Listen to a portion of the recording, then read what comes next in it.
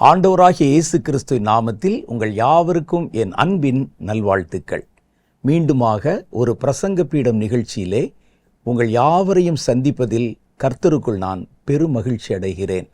இந்த வருஷம் இப்போத்தான் ஆரம்பித்தது போல இருக்கிறது. 3 மாதத்தை கடந்து 4வது மாதத்துக்குள்ளே நம்ம வந்து விட்டோம். காலங்கள் எவ்வளோ விரைவாக ஓடுகிறது பாருங்களேன். காலங்கள் வேகமாக ஓடுகிறது மாத்திரமல்ல, காலங்கள் பொல்லாதவைகளாகவும் மாறிக்கொண்டு வருகிறது. ஆகவே தான் வேதம் சொல்லுது, காலத்தை ஆதாயம் பண்ணி கொள்ளணும். நாட்கள் பொல்லாதவைகள் ஆனதுனால காலத்தை பிரயோஜனம் பண்ணி கொள்ளணும். நமக்கு கிடைத்திருக்கிற நேரங்கள், நமக்கு கிடைத்திருக்கிற நல்ல வாய்ப்புகள், நல்ல தருணங்கள், இவைகளை பயனுள்ள முறையிலே நம்ம செலவிடணும்.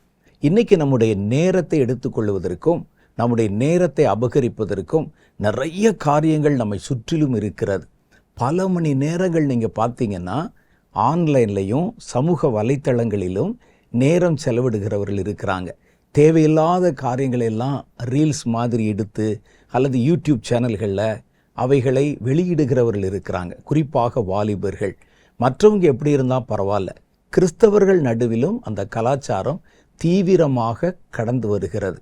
என்ன பேசுகிறோம், எதுக்கு பேசுகிறோம், யாரை பேசுகிறோம் என்று தேவையில்லாத காரியங்களில் நேரத்தை செலவழித்து எப்படியாவது தங்களுடைய பெயரை மற்றவர்கள் அறியும்படி செஞ்சிடணும், நம்ம முகத்தை எல்லாருக்கும் தெரியணும் என்பதற்காக பிரயாசப்படுகிற நிறைய ஆட்களை பார்க்குறோம். வேதம் சொல்லுது, நீங்கள் எதை செய்தாலும் கர்த்தருடைய நாமத்தின் மகிமைக்காகவும் தேவனுடைய சித்தத்தின் பிரயோஜனத்திற்காகவும் நம்ம செய்யணும். பயனில்லாத காரியங்களை செய்கிறதுனால நம்முடைய காலங்கள் விரயமாகுவது மாத்திரம் இல்லாமல் கர்த்தர் நமக்கு கொடுத்த நல்ல தருணங்களையும் சந்தர்ப்பங்களையும் இழக்க நேரிட்டு விடலாம். அதனால தான் நம்முடைய நேரங்களை பயனுள்ள வழியிலே நம்ம செலவிடணும். நம்மை சுற்றிலும் நடக்கிற பல காரியங்களை நம்ம கவனித்து பார்க்கும்போது பயம்தான் மிஞ்சுகிறது. எந்த நேரத்தில் என்ன நடக்குமோ என்ற அச்ச உணர்வு இருக்கிறது. இன்றைக்கு நம்ம மரித்தால் கூட பரலோகத்திலே கர்த்தருக்கு முன்பாக அவருடைய முகத்தை தரிசிக்கிற பாக்கியம் வேணும். அதனால் அந்த ஆயத்தப்படுகிற காரியங்களில் வெகு கவனமாக கர்த்தருடைய பிள்ளைகளும் தேவனுடைய சபையும் விழித்திருந்து வேலை செய்யணும். அப்போ நாட்களை ஆதாயம் பண்ணி கொள்ளணும். இதை நான் ஒரு ஆலோசனையாக உங்களுக்கு சொல்லுகிறேன். இந்த நாளிலும் கர்த்தர் நம்மோடு பேசுகிறதுக்கு நிறைய காரியங்களை வச்சுருக்கிறாங்க. ஒரு ஆராதனை பகுதி இருக்கிறது. அந்த ஆராதனை பகுதியில் தேவனை துதிக்கிற ஒரு பகுதி, துதித்து ஆராதிக்கிற பகுதி இருக்குது. அடுத்து ஜெப குறிப்புகளுக்காக ஜெபிக்கிற ஒரு பகுதி இருக்குது. ஒரு சின்ன தியான பகுதி இருக்கிறது. அதற்கு பிறகு நான் உங்கள் நடுவில் வந்து இந்த வாரத்திற்கான கர்த்தருடைய வார்த்தைகளை பகிர்ந்து கொள்ளுவேன். இந்த நாள் நிகழ்ச்சி முழுவதையும் கர்த்தர் தம்முடைய ஆவியிலே நிரப்பி உங்களுக்கு பயனுள்ளதாக மாற்றி தரும்படி கர்த்தரிடத்திலே மன்றாடி கொள்ளுகிறேன். வாங்க நம்ம நிகழ்ச்சிக்குள்ளே போகலாம். முதலாவது நம்ம ஆராதனை பகுதிக்குள்ளே கடந்து போகிறோம். இந்த வாரம் ஆராதனை பொறுப்பை சென்னையில் இருக்கிற இயேசுவின் கரம் ஊழியங்கள் சார்பிலே கர்த்தருடைய பிள்ளைகள் இந்த நேரத்தை எடுத்து கொண்டிருக்கிறாங்க. நம்மை நல்ல விதத்திலே வழிநடத்தவும் ஜெபத்திலே நம்மை வழிநடத்தவும் கர்த்தர் பேசின பல தீர்க்க தரிசன வார்த்தைகளை சொல்லி அந்த வார்த்தைகளுக்காக எதற்கு ஜெபம் பண்ணணும் என்றும் ஒவ்வொரு முறை நம்மை சந்திக்கும் போதும் நம்மை உற்சாகப்படுத்தி வருகிறார்கள். இந்த வாரத்திலும் கர்த்தருடைய பிள்ளைகள் அபிஷேகத்தோட ஆயத்தமாக காத்திருக்கிறாங்க. வாங்க ஆராதனைக்குள் கடந்து போகலாம். ஆண்டவராகிய இயேசு கிறிஸ்துவின் நாமத்தில் அன்பின் நல்வாழ்த்துக்கள். இந்த நாளிலும் கர்த்தரை ஆராதிக்க, தொழுது கொள்ள, அவருடைய வார்த்தை கேட்க கர்த்தர் நமக்கு கிருபை பாராட்டிருக்கிறார். இந்த ஆராதனை வேலையை நம்ம ஆண்டவருடைய கரத்தில் ஒப்பு கொடுத்து நாம் ஜெபிக்க போகிறோம். இருக்கிற இடங்களை கண்களை மூடி நாம் ஜெபிக்கலாம். அப்பாவுமை நாங்கள் துதிக்கிறோம் ஆண்டவரே, நன்றி செலுத்துகிறோம் ஆண்டவரே. தேவன் பாராட்டின இரக்கத்திற்காக ஸ்தோத்திரம். இந்த நாளில் உம்மை ஆராதிக்க ஆண்டவரே, தொழுது கொள்ள கர்த்தர் எங்களை ஒன்றிணைத்ததற்காக நாங்கள் உள்ளத்தின் ஆழத்திலிருந்து கர்த்தருக்கு நன்றி செலுத்துகிறோம் ஆண்டவரே. பரிசுத்தம் உள்ள தேவனே உம்மை நாங்கள் துதிக்கிறோம். பரிசுத்தத்தில் மகத்துவம் உள்ள தேவனே உம்மை நாங்கள் துதிக்கிறோம். பரிசுத்தம் உள்ள தேவனை ஆராதிக்க, தொழுது கொள்ள, உம்முடைய வார்த்தையை கேட்க ஆண்டவரே, தேவன் இந்த நாளில் எங்களுக்கு இரக்கம் பாராட்டி இருக்கிறீங்க. நாங்கள் உள்ளத்தின் ஆழத்திலிருந்து தேவாதி தேவனுக்கு நன்றி செலுத்த செலுத்துகிறோம் ஆண்டவரே. இந்த நாளிலும் இந்த ஆராதனை பகுதியை நாங்கள் உம்முடைய கரங்களை ஒப்பு கொடுத்து நாங்கள் ஜெபிக்கிறோம். நாங்கள் பாடுகிற பாடல்கள், ஆராதனை வேலை ஆண்டவரே, கேட்க போகிற ஆண்டவரே சங்கீத தியான பகுதி, ஜெப வேலை எல்லாவற்றையும் உம்முடைய கரங்கள் ஒப்பு கொடுக்கிறோம். தேவனுடைய கரம் எங்கள் மத்தியிலே கடந்து வரட்டும். தேவனுடைய மகிமையின் பிரச்சனை எங்கள் மத்தியில் ஆளுகை செய்யட்டும் ஆண்டவரே. இது பார்க்கிற ஆண்டவரே அப்பா, கலந்து கொள்கிற ஒவ்வொரு இருதயங்களோடும் கர்த்தர் நீங்க பேசும்படிக்காக ஒப்பு கொடுத்து நாங்கள் ஜெபிக்கிறோம். கேட்க போகிற கர்த்தருடைய வார்த்தை உம்முடைய கரங்கள் ஒப்பு கொடுக்கிறோம். கர்த்தர் பொறுப்பெடுத்துக் கொள்ளும். கர்த்தர் பெரிய காரியங்களை செய்யும். உம்முடைய அன்பின் திருக்கரத்தில் ஒப்பு கொடுக்கிறோம். இயேசு கிறிஸ்து மூலம் ஜெபிக்கிறோம் ஜீவனுள்ள நல்ல பிதாவே, ஆமென். கர்த்தருக்கு ஸ்தோத்திரம். இப்பொழுது நாம் பாடல் ஆராதனை வேலைக்கு நேராய் கடந்து செல்லலாம்.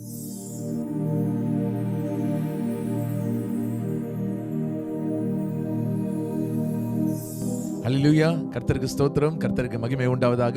இந்த நாளிலும் கர்த்தரை ஆராதிக்க, தொழுது கொள்ள கர்த்தர் நமக்கு கிருபை பாராட்டி இருக்கிறார். நம்ம இருக்கிற இடங்களே ஒரு சில பாடல்களை பாடி நாம் கர்த்தர் நாமத்தை மகிமைப்படுத்த போகிறோம். நல்ல உற்சாகமாய் கரங்களை தட்டி கர்த்தருடைய நாமத்தை மகிமைப்படுத்த போகிறோம். தெரிந்த பாடல், பாடுவேன் மகிழ்வேன் கொண்டாடுவேன், அப்பா சமூகத்தில் பாடி மகிழ்ந்து கொண்டாடுவேன். தெரிந்த பாடல். இருக்கிற இடங்களில் நல்லா உற்சாகமாய் கரங்களை தட்டி பாடுவோம். Thank you Jesus. நல்ல கரங்களை தட்டி, நல்ல கரங்களை தட்டி.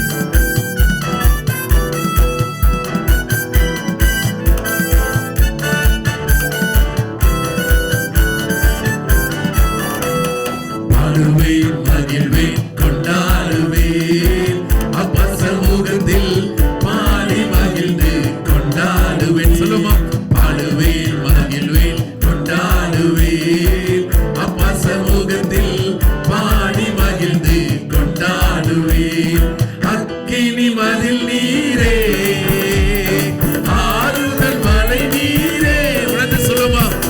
அக்கினி மதில் நீரே, ஆறுதல் மலை நீரே, இக்கட்டில் துணை நீரே, இருளில் வெளிச்சம் நீரே, இக்கட்டில் துணை நீரே, இருளில் வெளிச்சம் நீரே. கரங்களை அசைத்து நன்றி நன்றி நன்றி நன்றி நன்றி நன்றி. பாடுவேன் மகிழ்வேன் கொண்டாடுவேன், அப்பா சமூகத்தில் பாடி மகிழ்ந்து கொண்டாடுவேன். பாடுவேன் மகிழ்வேன் கொண்டாடுவேன், அப்பா சமூகத்தில் பாடி மகிழ்ந்து கொண்டாடுவேன். துயர் நீக்கும் மருத்துவரே, என் துதிக்கு பாத்திரரே. சொல்லுமா? துயர் நீக்கும் மருத்துவரே, என் துதிக்கு பாத்திரரே, பெறெல்லாம் நீதானையா, என் பிரியமும் நீதானையா. உனக்கு சொல்லுமா? பெறெல்லாம் நீதானையா, என் பிரியமும் நீதானையா. நல்ல கரங்களை உயர்த்தி நன்றி நன்றி நன்றி நன்றி நன்றி நன்றி. பாடுவேன் மகிழ்வேன் கொண்டாடுவேன், அப்பா சமூகத்தில் பாடி மகிழ்ந்து கொண்டாடுவேன். பாடுவேன் மகிழ்வேன் கொண்டாடுவேன், அப்பா சமூகத்தில் பாடி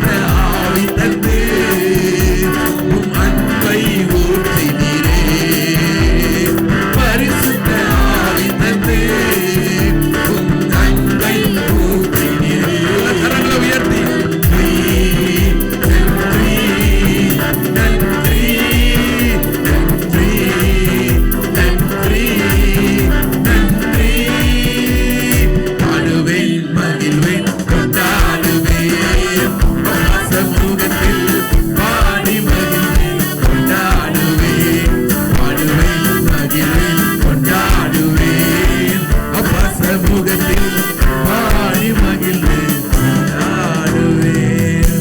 ஹல்லேலூயா. கர்த்தர் எவ்வளவு நல்லவர். ஆமென். ஹல்லேலூயா.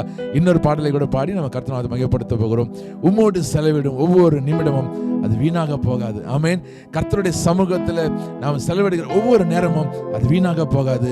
அது நம்மை பலவானாய் மாற்றும். ஆமென். ஹல்லேலூயா. கர்த்தர்களை இன்னும் பலமுள்ளவனாய் அதை மாற்றும் தேவனுடைய சமூகம். ஆமென். உணர்ந்து எல்லாருக்கும் தெரிந்த பாடல் கரங்களை தட்டி உற்சாகமாய் பாடி கர்த்தர் நாமத்தை மகிமைப்படுத்த போகிறோம். எல்லாரும் கரங்களை தட்டி. ஆமென். நல்ல கரங்களை தட்டி. ஆமென்.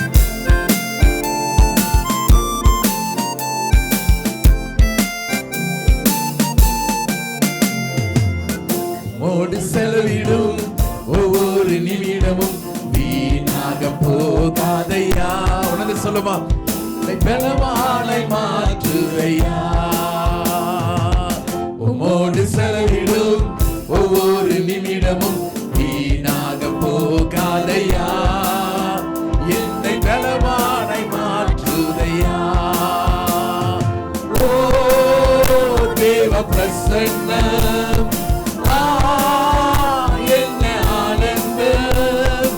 ஓ தேவ பிரசன்னம், என்ன ஆனந்தம். ஆகாயம் கொண்டு செல்லுதே, என்னை ஆகாயம் கொண்டு செல்லுதே. உம்மோடு செலவிடும் ஒவ்வொரு நிமிடமும் வீணாக போகாதையா. என்னை பலவானை மாற்றுதையா.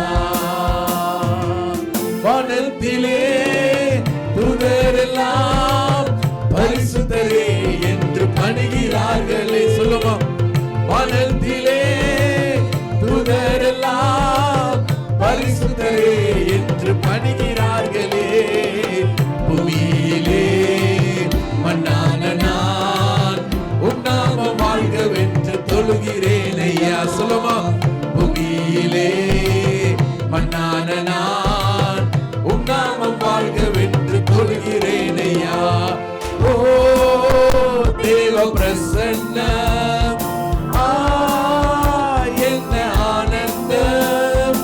ஓ தேவ பிரசன்னம், என்ன ஆனந்தம். ஆகாயம் கொண்டு செல்லுதே, என்னை ஆகாயம் கொண்டு செல்லுதே. உம்மோடு செலவிடும் ஒவ்வொரு நிமிடமும் வீணாக போகாதையா. என்னை பலவானை மாற்றுதையா. தாயானவள் தன் பாலனை மறந்தாலும் என்னை மறவாதவர். சொல்லுமா, தாயானவள் தன் பாலனை மறந்தாலும் என்னை மறவாதவர். தகப்பனை போல் இரக்கமுள்ள பரிசுத்தரே உம்மை பணிகிறேன் ஐயா. சொல்லுமா, தகப்பனை போல் இரக்கமுள்ள பரிசுத்தரே உம்மை பணிகிறேன் ஐயா. கரங்களை சேர்த்து. ஓ தேவ பிரசன்னம், என்ன ஆனந்தம். ஓ தேவ பிரசன்னம், என்ன ஆனந்தம். ஆகாயம் கொண்டு செல்லுதே, என்னை ஆகாயம் கொண்டு செல்லுதே. உம்மோடு செலவிடும் ஒவ்வொரு நிமிடமும் வீணாக போகாதையா. என்னை பலவானை மாற்றுதையா. என் இயேசுவே உம் ஆவியால் ஒரு விசையா என்னை நிரப்பிடும் ஐயா. சொல்லுமா, என் இயேசுவே உம் ஆவியால் ஒரு விசையா என்னை நிரப்பிடும் ஐயா. உலகத்திலே உமக்காக நான் உயிருள்ள நாள் வரையில் உழைக்கணும் ஐயா. உலகத்திலே உமக்காக நான் உயிருள்ள நாள் வரையில் உழைக்கணும் ஐயா. சொல்லுமா, ஓ தேவ பிரசன்னம், என்ன ஆனந்தம், ஓ தேவ பிரசன்னம்,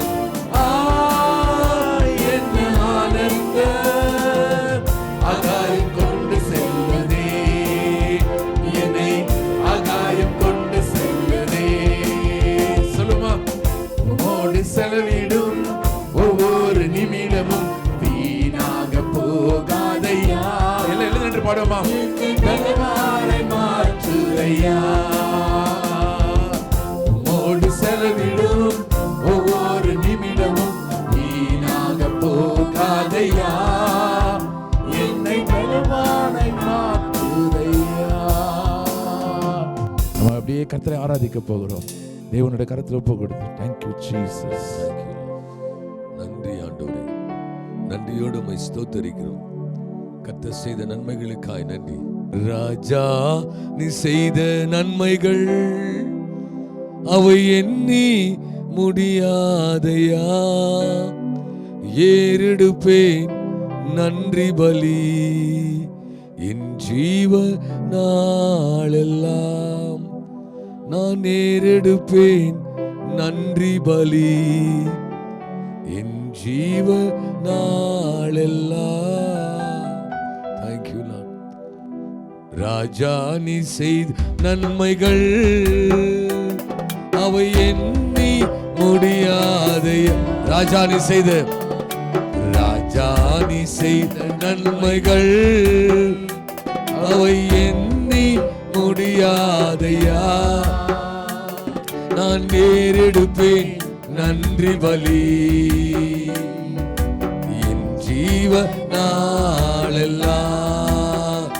நான் நேரெடுப்பேன் நன்றி பலி என் ஜீவ நாளெல்லாம். அதிகாலை நேரம் தட்டி தட்டி எழுப்பி புது கிருபை தந்தீரையா. ஆமென். அதிகாலை நேரம் தட்டி தட்டி எழுப்பி புது கிருபை தந்தீரையா. ஆனந்த மழையில் நனைந்து நனைந்து தினம் நன்றி சொல் வைத்தீரையா. S Lord. ஆனந்த மழையில் நனைந்து நனைந்து தினம் நன்றி சொல்ல வைத்தீரையா. நன்றி ராஜா இயேசு ராஜா, நன்றி ராஜா இயேசு ராஜா, நன்றி ராஜா இயேசு ராஜா, நன்றி ராஜா இயேசு ராஜா. ராஜா, நீ செய்த நன்மைகள் அவை எண்ணி முடியாதையா. நான் நேரெடுப்பேன் நன்றி பலி என் ஜீவ நாளெல்லாம். நான் நேரெடுப்பேன் நன்றி பலி. S Lord. என் ஜீவ நாளெல்லாம். ஒவ்வொரு நாளும் உணவும் உடையும் தந்து பாதுகாத்து வந்தீரையா. ஆமென். ஒவ்வொரு நாளும் உணவும் உடையும் தந்து பாதுகாத்து வந்தீரையா. உடல் சுகம் தந்து ஒரு குறையின்றி வழி நடத்தி வந்தீரையா. ஆமென். உடல் சுகம் தந்து ஒரு குறையின்றி வழி நடத்தி வந்தீரையா. நன்றி சொல்லுவோமா? நன்றி அப்பா. நன்றி ராஜா இயேசு ராஜா, நன்றி ராஜா இயேசு ராஜா, நன்றி ராஜா இயேசு ராஜா, நன்றி ராஜா இயேசு ராஜா. ராஜா, நீ செய்த நன்மைகள் ஆமென் அவை எண்ணி முடியாதையா. நான் நேரெடுப்பேன் நன்றி பலி. S Lord. என் ஜீவ நாளெல்லாம் நான் நேரெடுப்பேன் நன்றி பலி. என் ஜீவ நாளெல்லாம்.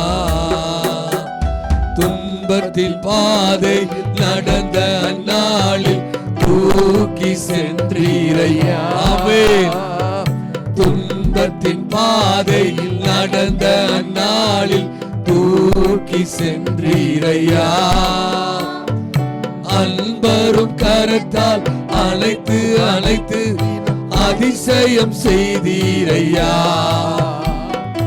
அன்பரும் கரத்தால் அழைத்து அழைத்து தினம் அதிசயம் செய்தீரையா. நன்றி ராஜா இயேசு ராஜா, நன்றி ராஜா இயேசு ராஜா, நன்றி ராஜா இயேசு ராஜா, நன்றி ராஜா இயேசு ராஜா, நன்றி ராஜா இயேசு ராஜா. நன்றி சொல்லுமா, நன்றி ராஜா இயேசு ராஜா, நன்றி ராஜா இயேசு ராஜா.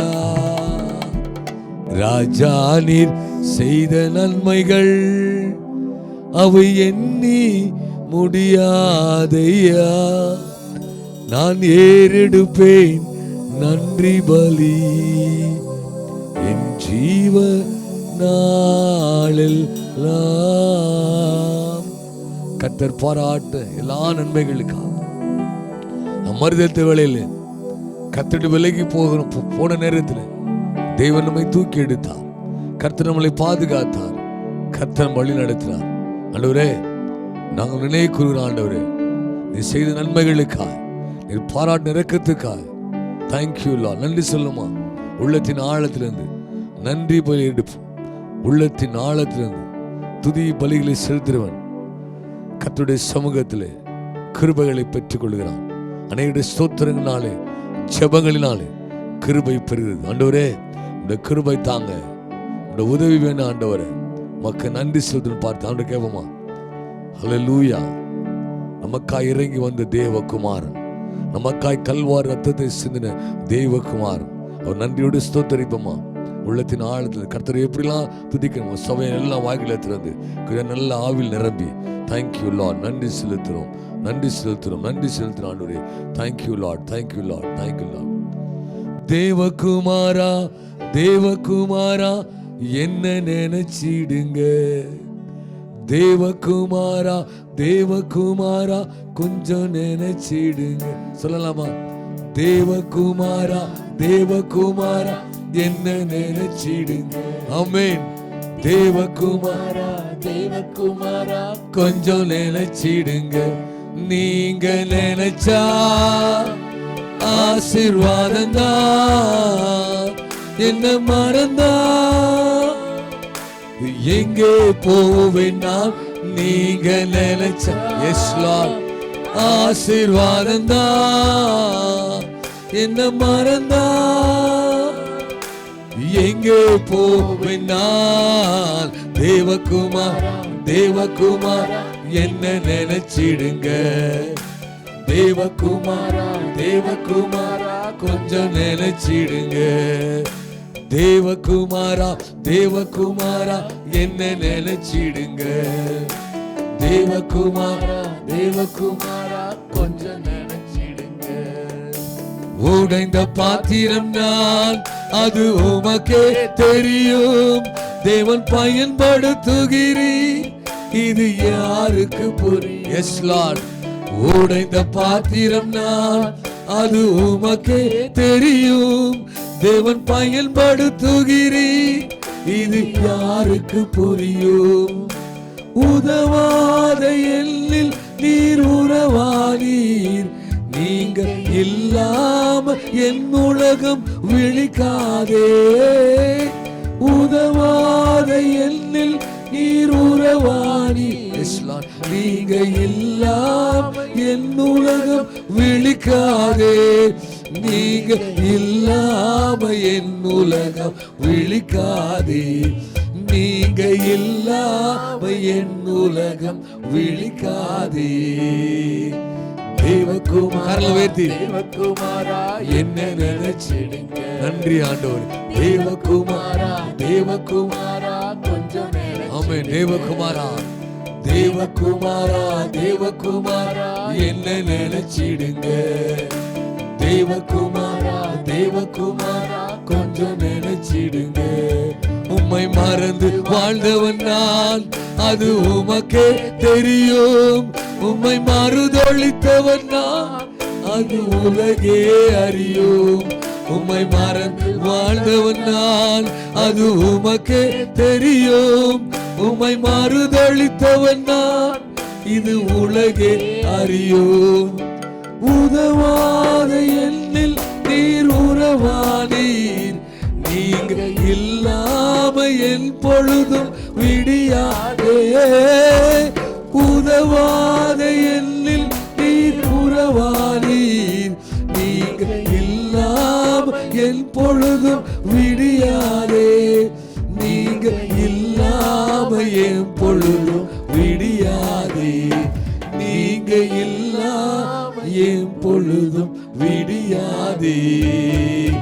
தேவகுமாரா தேவகுமாரா என்ன நினைச்சிடுங்க. தேவகுமாரா தேவகுமாரா கொஞ்சம் நினைச்சிடுங்க. தேவகுமாரா தேவகுமாரா என்ன நினைச்சிடுங்க. தேவகுமாரா தேவகுமாரா கொஞ்சம் நினைச்சிடுங்க. நீங்க நினைச்சா ஆசீர்வாதந்தா, என்ன மறந்தா எங்கே போவேன்னா. நீங்க நினைச்சா ஆசீர்வாதந்தா, என்ன மறந்தா எங்கே போவேன்னா. தேவகுமாரா தேவகுமாரா என்ன நினைச்சிடுங்க. S Lord. தேவகுமாரா தேவகுமாரா கொஞ்சம் நினைச்சிடுங்க. தேவகுமாரா தேவகுமாரா என்ன நினைச்சிடுங்க. தேவகுமாரா தேவகுமாரா கொஞ்சம் நினைச்சிடுங்க. நன்றியோடு உம்மை ஸ்தோத்திரிக்கிறேன் ஆண்டவரே. இந்த ஆராதனை வேளைக்காய் நன்றி செலுத்துறோம். எங்கள் ஆராதனை கர்த்தர் மகிமைப்பட்டதுக்காய் ஸ்தோத்திரம். எங்கள் மத்தியில் அசைவாடுவதற்காய் ஸ்தோத்திரம். உமக்கே சகல துதி கன மகிமை எல்லாவற்றையும் செலுத்துகிறோம். இயேசுவின் நாமத்தில் நாங்கள் அர்ப்பணிக்கிறோம் பிதாவே. ஆமென் ஆமென்.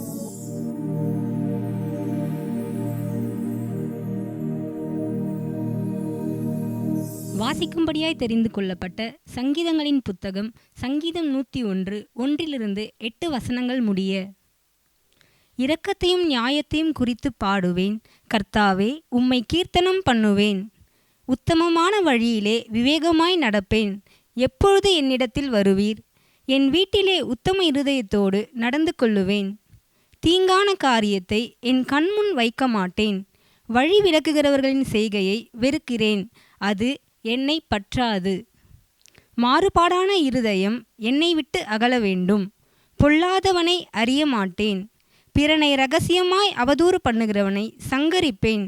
மேட்டிமை கண்ணனையும் பெருநெஞ்சலனையும் பொறுக்க மாட்டேன்.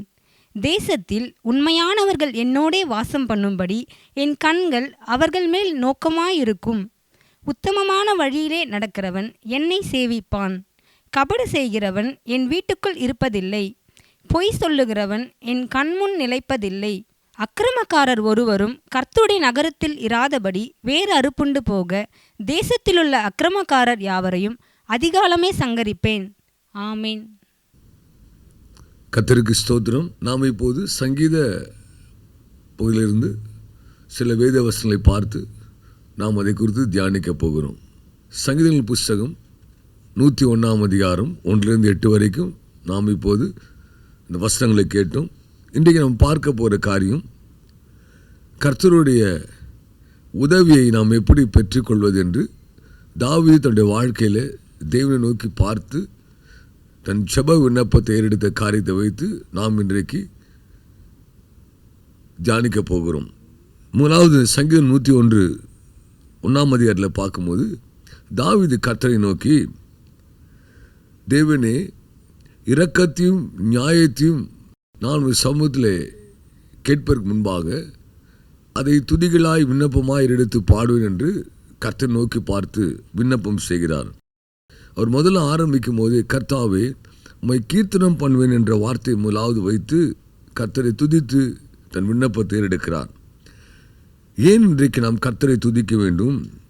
நம் தேவனாய் கர்த்தர் பரிசுத்தம் உள்ளவர் என்று வேதம் சொல்லுகிறது. அவர் பாவத்தை பாராத சுத்த கண்ணர். தேவனுடைய பண்புகளிலே மிகவும் சிறந்ததாய் காணப்படுவது கர்த்தருடைய பரிசுத்தம். நாம் கர்த்தருடைய பரிசுத்தத்தை நினைவு கூறும் வண்ணமாக இந்த சங்கீதத்துக்கு தாவீது கொடுத்திருக்கிற ஒரு தலைப்பு பரிசுத்த அர்ப்பணிப்பு அல்லது பரிசுத்த ஒப்பு கொடுத்தல். தன்னை அர்ப்பணிக்கும்படியாய் தாவீது இதை கர்த்தருடைய சமூகத்திலே விண்ணப்பமாய் வைக்கிறார். அது ஒரு பரிசுத்த உடன்படிக்கை என்பதாய் வேதம் சொல்கிறது. சங்கீதம் 101:2 கர்த்தாவே, உத்தமமான வழிகளில் நடப்பேன், எப்போது என்னிடத்தில் வருவீர், என் வீட்டிலே உத்தம இருதயத்தோடு நடந்து கொள்வேன் என்று தாவீது கர்த்தரை நோக்கி பார்த்து விண்ணப்பம் செய்கிறார். இன்றைக்கு சபைகளில் வரும்போது, ஊழியங்கள் வரும்போது, ஆராதனையில் நாம் கலந்து கொள்ளும்போது உண்மையோடு பரிசுத்தோடு நாம் கர்த்தருடைய சமூகத்தில் காணப்படுவது வழக்கம். ஆனால் உடைய மறைவான அந்தரங்க வாழ்க்கையில் நாம் தேவனை எப்படி பின்பற்றுகிறோம், நம்முடைய அந்தரங்க வாழ்க்கை தேவன் முன்பாக எப்படியா இருக்கிறது, அந்தரங்க வாழ்க்கையில் நாம் தேவனோடு எப்படி உடன்படிக்கை செய்கிறோம் என்பதை தாவீது சொல்கிறார். ஆண்டவரே, உத்தமமான வழியில் நடப்பேன், எப்போது என்னிடத்திலே வருவேன். A commitment with God. தேவனுடைய உதவியை நாடும்படியாய் தாவீது இந்த விண்ணப்பத்தை ஏறெடுக்கிறார். ஆண்டவரே, உத்தமமான வழியில் நடப்பேன், என் வீட்டில் உத்தமரித்தோடு இருப்பேன் என்று தாவீது சொன்னாலும், ஆண்டவரே, அதுக்கு உமது இரக்கம், உமது கிருபை, உமது தயவு தேவை என்று கர்த்தர் நோக்கி பார்த்து விண்ணப்பம் பண்ணுகிறார்.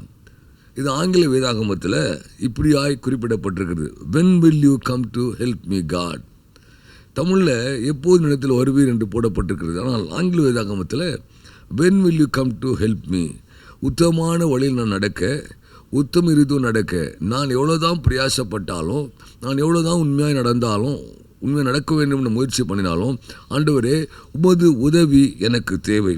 நான் தேவனுடைய சமூகத்தில் கர்த்தரை நோக்கி பார்த்து, Lord, I need you help என்று தாவீது கர்த்தருடைய சமூகத்தில் கேட்கிறார். எதற்கு தேவனுடைய உதவி தேவை? தாவீது சொல்கிறார் சங்கீதம் 101:3, தீங்கான காரியங்கள், வழி விளருடைய செய்களை ஆண்டவரே எனக்கு முன்பாக வராதபடிக்கு நீர் என்னை பாதுகாத்து கொள்ளும், ஒரு உதவி எதற்கு தேவை? தீங்கான காரியம் என் கண் முன் வைக்க மாட்டேன், வழி விலகி போருடைய செய்கையை நான் வெறுக்கிறேன், அது என்னை பற்றாது.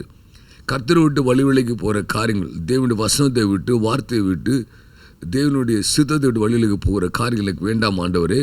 நான் இதெல்லாம் செய்யக்கூடாதுன்னு நினைத்தாலும் ஆண்டவரே, அது நான் செய்யாமல் இருக்க தேவனுடைய உதவி எனக்கு தேவை என்பதாய் இந்த தீங்கான காரியங்கள் என் வாழ்க்கையில் வராதபடிக்கு கர்த்தர் காத்து கொள்ளும்படியாய் அவர் ஆண்டவரை நோக்கி விண்ணப்பம் பண்ணுகிறார். அது மாத்திரமல்ல, இந்த சங்கீத புஸ்தகம் 101 வேதம் சொல்கிறது. அது ஜட்ஜஸ் மிரர் என்பதாய் இந்த சங்கீத புஸ்தகம் 101 அழைக்கப்படுகிறது. நாம் வாசித்து கொண்டிருக்கிற சங்கீதத்தில் எவைகள்லாம் விட்டு விலக வேண்டும் என்று தாவீது கர்த்தரை நோக்கி பார்த்து கேட்காண்டு பார்ப்போமானால் அநேக காரியங்கள் இருக்கிறது. நம்ம எல்லாவற்றையும் சொல்ல முடியும். ஆனால் சில காரியங்கள் பார்ப்போமானால் தாவீது சொல்கிறான், ஆண்டவரே, உத்தமமான வழியில் நடப்பேன், கர்த்தரினோடு எப்போதும் வர வேண்டும், தீமையான காரியத்தை முன் வைக்க மாட்டேன், தீமையான காரியத்தை என்னை விட்டு விலக்கி போடு என்று தாவீது கர்த்தருடைய சமூகத்தில் விண்ணப்பம் பண்ணுகிறார்.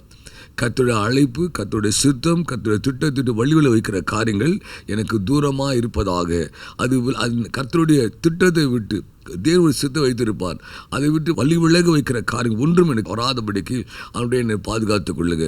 எதெல்லாம் என்னை விட்டு விலக வேண்டும், நான் எதெல்லாம் விலக்கி காக்கப்பட வேண்டும் என்று தாவீது கர்த்தரை நோக்கி விண்ணப்பம் பண்ணுகிறார்.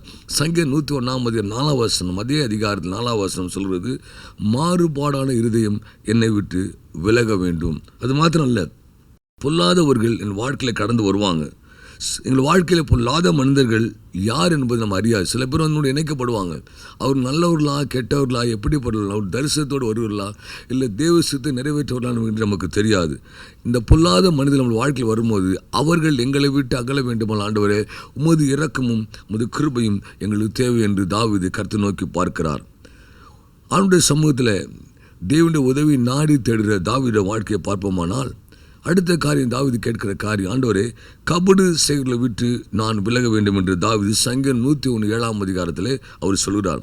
ஒவ்வொரு காரியத்தை பார்க்கும்போது வெளிப்பார்வையில் அநேகர் சிரித்து கொண்டிருப்பாங்க. ஆனால் உள்ளத்துக்குள்ளே பார்த்தீங்கன்னா ஒரு கபடான இருதயம், சரி, வெளியில் பேசும்போது ரொம்ப கோபமாக பேசுவாங்க, கொடூரமாக பேசுவார்கள். ஆனால் உள்ளத்துக்குள்ளே அந்த அன்போடு இருக்கும். ஒருவரை கடிந்து கொள்ளும் போது அன்பு இருக்கிறதுனா கடிந்து கொள்வாங்க. கர்த்தர் அப்படி தான் ஒரு நேசிக்கிறார் என்றால் கர்த்தர் தன் யாரை நேசிக்கிறார் அவங்கள தான் கடிந்து கொள்கிறார். ஆனால் சில வெளிப்பாடில் பாருங்கள், நாவிலே அவங்களோட உதடுகளில் சிரிப்பு இருக்கும், ஆனால் உள்ளகத்தில் வஞ்சகமான விஷயத்தை வைத்திருப்பார். அவர்கள் பார்க்கும்போதே, முகத்தை பார்க்கும்போது நல்ல ஆவிக்குரிய அனுபவம் பெற்றவர்கள், தேவனுடைய அபிஷேகத்தை பெற்றவர்கள். அவர்களை பார்க்கும்போது அந்த டிசன் பண்ணி விடுவார்கள், பகுத்தறிகிற ஆவி.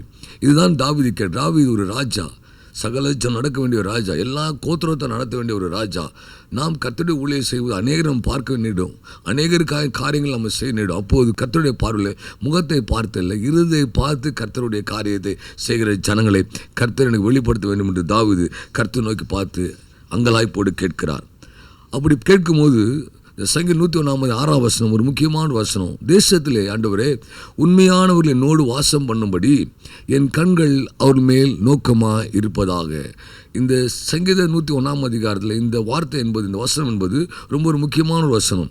தேசத்திலே உண்மையான என்னோடு வாசம் பண்ணும்படி என் கண்கள் அவர் மேல் நோக்கமாக இருக்கட்டும்.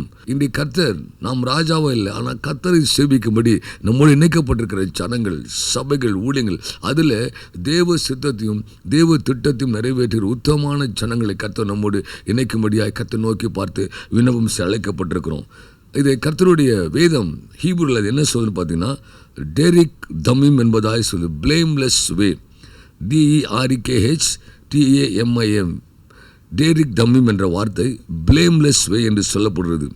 கர்த்தருடைய காரியத்தை செய்வதற்கு ஒரு பழுதற்ற வழிகளை பின்பற்ற ஆட்கள், பிளேம்லெஸ் வே. வேதம் சொல்லு, தீமையான காரியங்களை விட்டு விலகணும், தீமையானவர்களுக்கு நான் விலக்கி காக்கப்படனான்றே என்ற விண்ணப்பத்தை தாவீது கர்த்தருடைய சமூகத்தில் வைக்கிறார். கர்த்தர் எவைகளாக விட்டு விலக வேண்டும் விரும்புகிறார் என்று பார்ப்போமானால், முதலாவது வேதத்தில் நாம் தாவீது குறித்து நம்ம பார்த்தோம். நீதிமொழிகளை பார்க்கும்போது துன்மார்க்குடைய பாதையில் பிரவேசியாதபடிக்கு ஆண்டவரே தீரோட பாதகத்தை விட்டு நாங்கள் முற்றிலுமாக விலக்கப்பட ஆண்டவருடைய கிருபை தாங்க என்று நாம் ஆண்டவரை பார்த்து கேட்கணும். இரண்டாவது, வேசி மார்க்கத்தை விட்டு விலக வேண்டும் என்று 1 தெசலோனிக்கர் 4 சொல்கிறது. அடுத்த காரியம், மாம்ச இச்சைகளை விட்டு விலக வேண்டும். அன்று ஆத்துமாவுக்கு விரோதமாய் போர் செய்கிற மாம்ச இச்சைகள், வெளிப்பார்வைக்கு நம்ம உண்மையாக இருப்போம், உத்தமாக இருப்போம், ஆனால் மாம்ச இச்சை அதை மேற்கொள்ளும்படியாய் போராடும். அன்று மாம்ச இச்சை நாங்கள் விலக வேண்டும் என்று கர்த்தருடைய சமூகத்தில் விண்ணப்பம் பண்ண கர்த்தர் நம்மை அழைத்திருக்கிறார். பொல்லாங்காய் தோன்றுகிற காரியத்தை விட்டு ஆண்டவரை நாங்கள் விலக்கி காத்துக்கொள்ள எங்களை ஒப்புக் கொடுக்கிறோம். 1 தெசலோனிக்கர் 5:22 சொல்கிறது, தேவனுக்கு பிரியமில்லாத காரியங்கள், தேவன் அருவருக்கிற காரியங்களை விட்டு விலகணும். ஐந்தாவதாக, பிரிவினை உண்டாக்குறதை விட்டு விலகணும். கர்த்தர் ஒரு இடத்துல அழைத்திருக்கும் போது பிரிவினை உண்டாக்குற காரியங்கள், ரோமர் 16:17. எப்படிப்பட்ட பிரிவினையா? நாம் கற்றுக்கொண்ட உபதேசத்துக்கு விரோதமாய் பிரிவினையும் இடர்களையும் உண்டாக்குறவர்களை குறித்து எச்சரிக்கையாக இருந்து அவர்களை விட்டு விலகணும். கர்த்தர் கொடுத்திருக்கிற கடைசி கால ஊழியத்தை, கடைசி கால இழுப்புலுக்குரிய தரிசனம் நிறைவேற்றும்படி கர்த்தர் யாரை இணைத்திருக்கிறாரோ அதில் சத்துரு தீமையான காரியங்களை கொண்டு வந்து, பிரிவினைகளை கொண்டு வந்து அதில் இடர்கள் உண்டாக்குறக்க ஒருவர் இருந்தால் போதும். எகிப்து தேசத்துலேருந்து புறப்பட்டு வரும்போது அதில் அநேகர் இருந்தாங்க, தோராகு தாத்தான்கள் இருந்தாங்க. அவர் நிமித்தமாக ஒரு சின்ன சலசலப்பு, ஒரு முறுமுறுப்பு உண்டானது. தேவத்தடை நிறைவேற்ற அழைத்து வரப்படும் போது இப்படிப்பட்ட முறுமுறுக்கிற ஜனங்கள் கூட இருப்பானால் தேவத்திடத்தை நாம் நிறைவேற்ற முடியாது. பிரிவினை இடர்கள் உண்டாக்கல் யார் என்று பார்த்து அவர்கள் விட்டு விலக வேண்டும். அது மாத்திரமல்ல, 2 தெசலோனிக்கர் 3:6 சொல்கிறது, ஒழுங்கற்ற சகோதரரை விட்டு விலக வேண்டும். கர்த்தருடைய ஊழியத்தை செய்வாங்க, கர்த்தருடைய காரியத்துக்காக ஓடுவார்கள், ஆனால் அவர்கள் கர்த்தருடைய சமூகத்தில் உத்தமமாக இருக்கிறார்களா, ஒழுங்காக இருக்கார்களா, கர்த்தருடைய திட்டத்தின்படி சித்தம்படி அழைக்கப்பட்டிருக்கார்களா, தேவன் விரும்பி அழைக்கப்பட்டான்னு பார்த்து அவளோடு ஓடும்படி அழைக்கப்பட்ட ஜனங்கள் அவர் ஒழுங்காக நடங்க சகோதரன் தான்.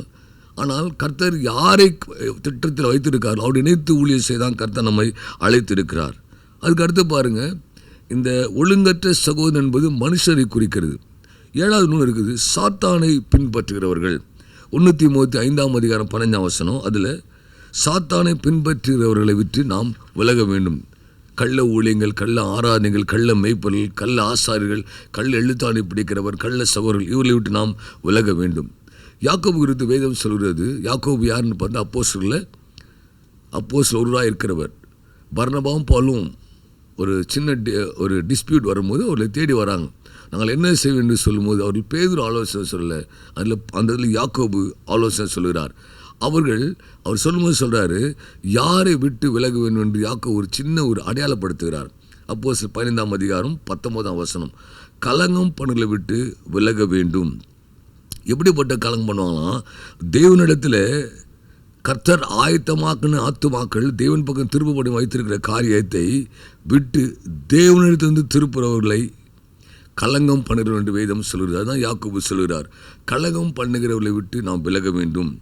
கள்ள வார்த்தைகளால் ஆத்துமாக்களை பொருட்களை விட்டு விலக வேண்டும். பிரிவினை உண்டாக்குறவர்களை விட்டு நாம் விலக வேண்டும்.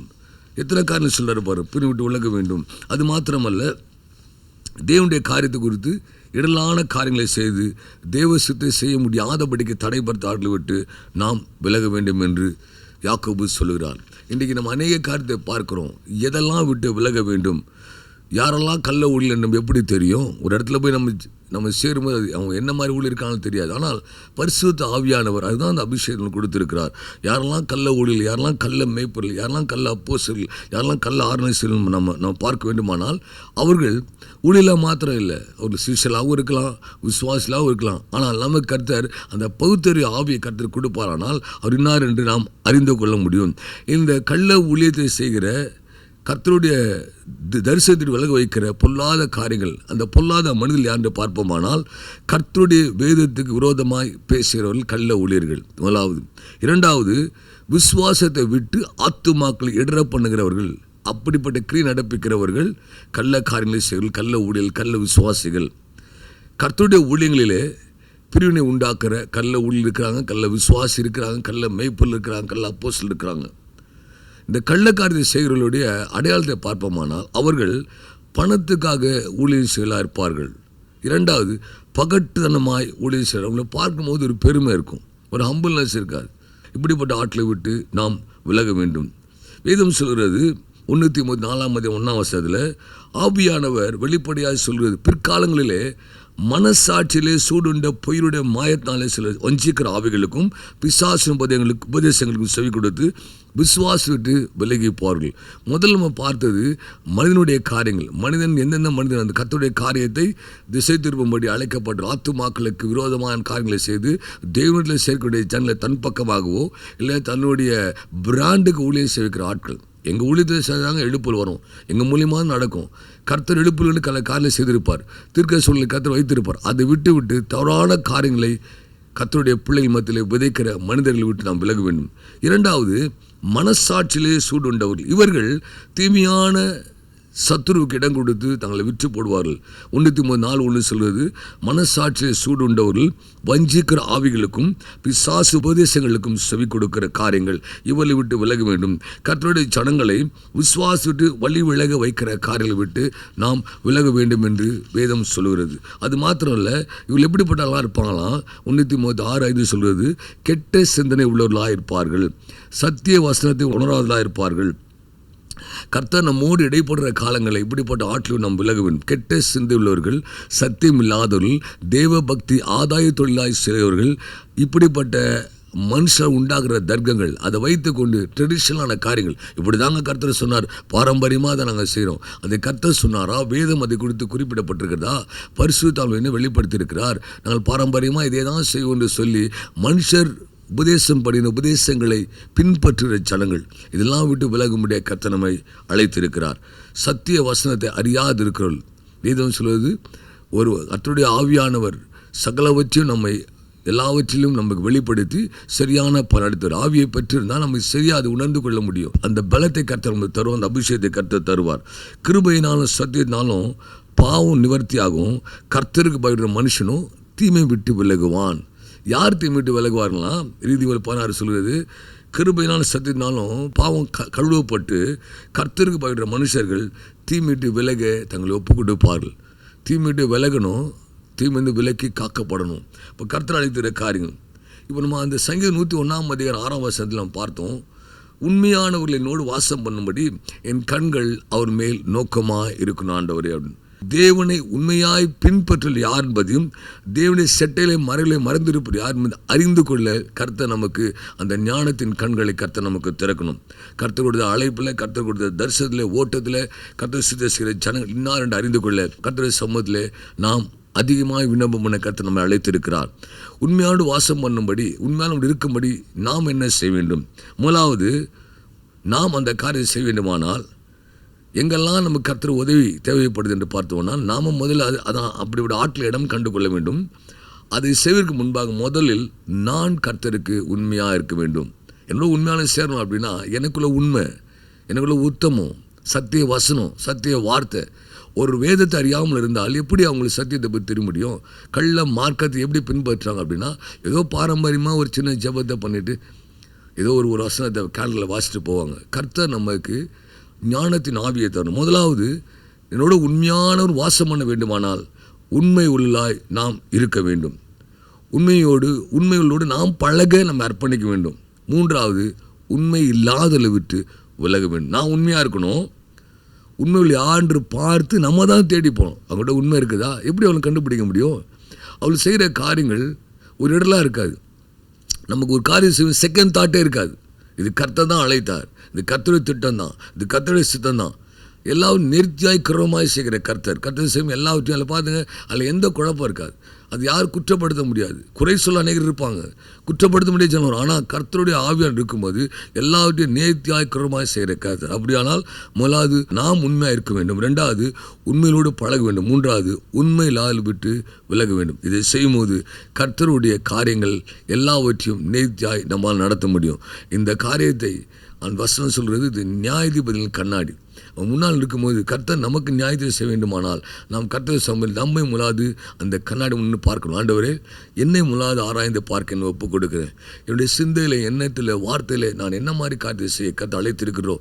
ஒருவேளை சிந்தையில், எண்ணத்தில் நான் தடையாக நான் போவேன். ஆண்டவரே, என்னை ஒப்புக் கொடுக்குறேன், என்னை மன்னிங்க, என்னை சுத்திகரி. நான் முலாது உண்மையாக இருக்க, உத்தமமாக இருக்க, நல்வழி நடக்க என்னை ஒப்புக்கிட்டு ஆண்டவரே.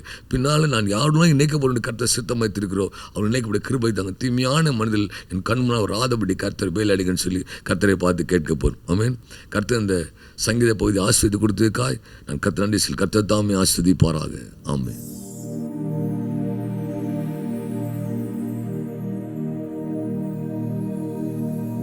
ஹல்லேலூயா. இப்பொழுதும் நம்ம எழுப்புதலின் காரியங்களை பார்த்து நாம் அதற்காக ஜெபிக்க போகிறோம். கடந்த முறை நாம் வசன எழுப்புதலின் காரியங்களை பார்த்து அதற்காக ஜெபித்தோம். இந்த நாளிலும் நாம் வல்லமையின் எழுப்புதல் காரியங்களை பார்த்து அதற்காக ஜெபிக்க போகிறோம்.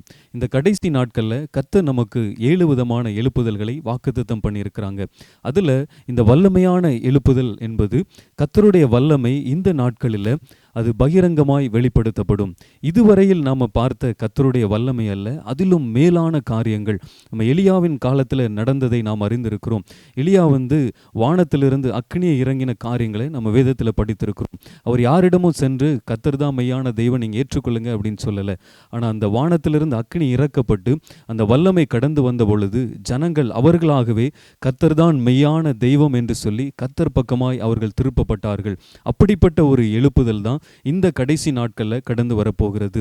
கர்த்தர் இந்த வல்லமையின் எழுப்புதல் நாட்களில் அநேகரை தமக்கென்று பயன்படுத்த போகிறார். இவர்கள் மூலமாக இதுவரை நாம் பார்த்திராத பெரிய பெரிய அடையாளங்களும் பெரிய பெரிய அற்புதங்களும் செய்யப்படும்.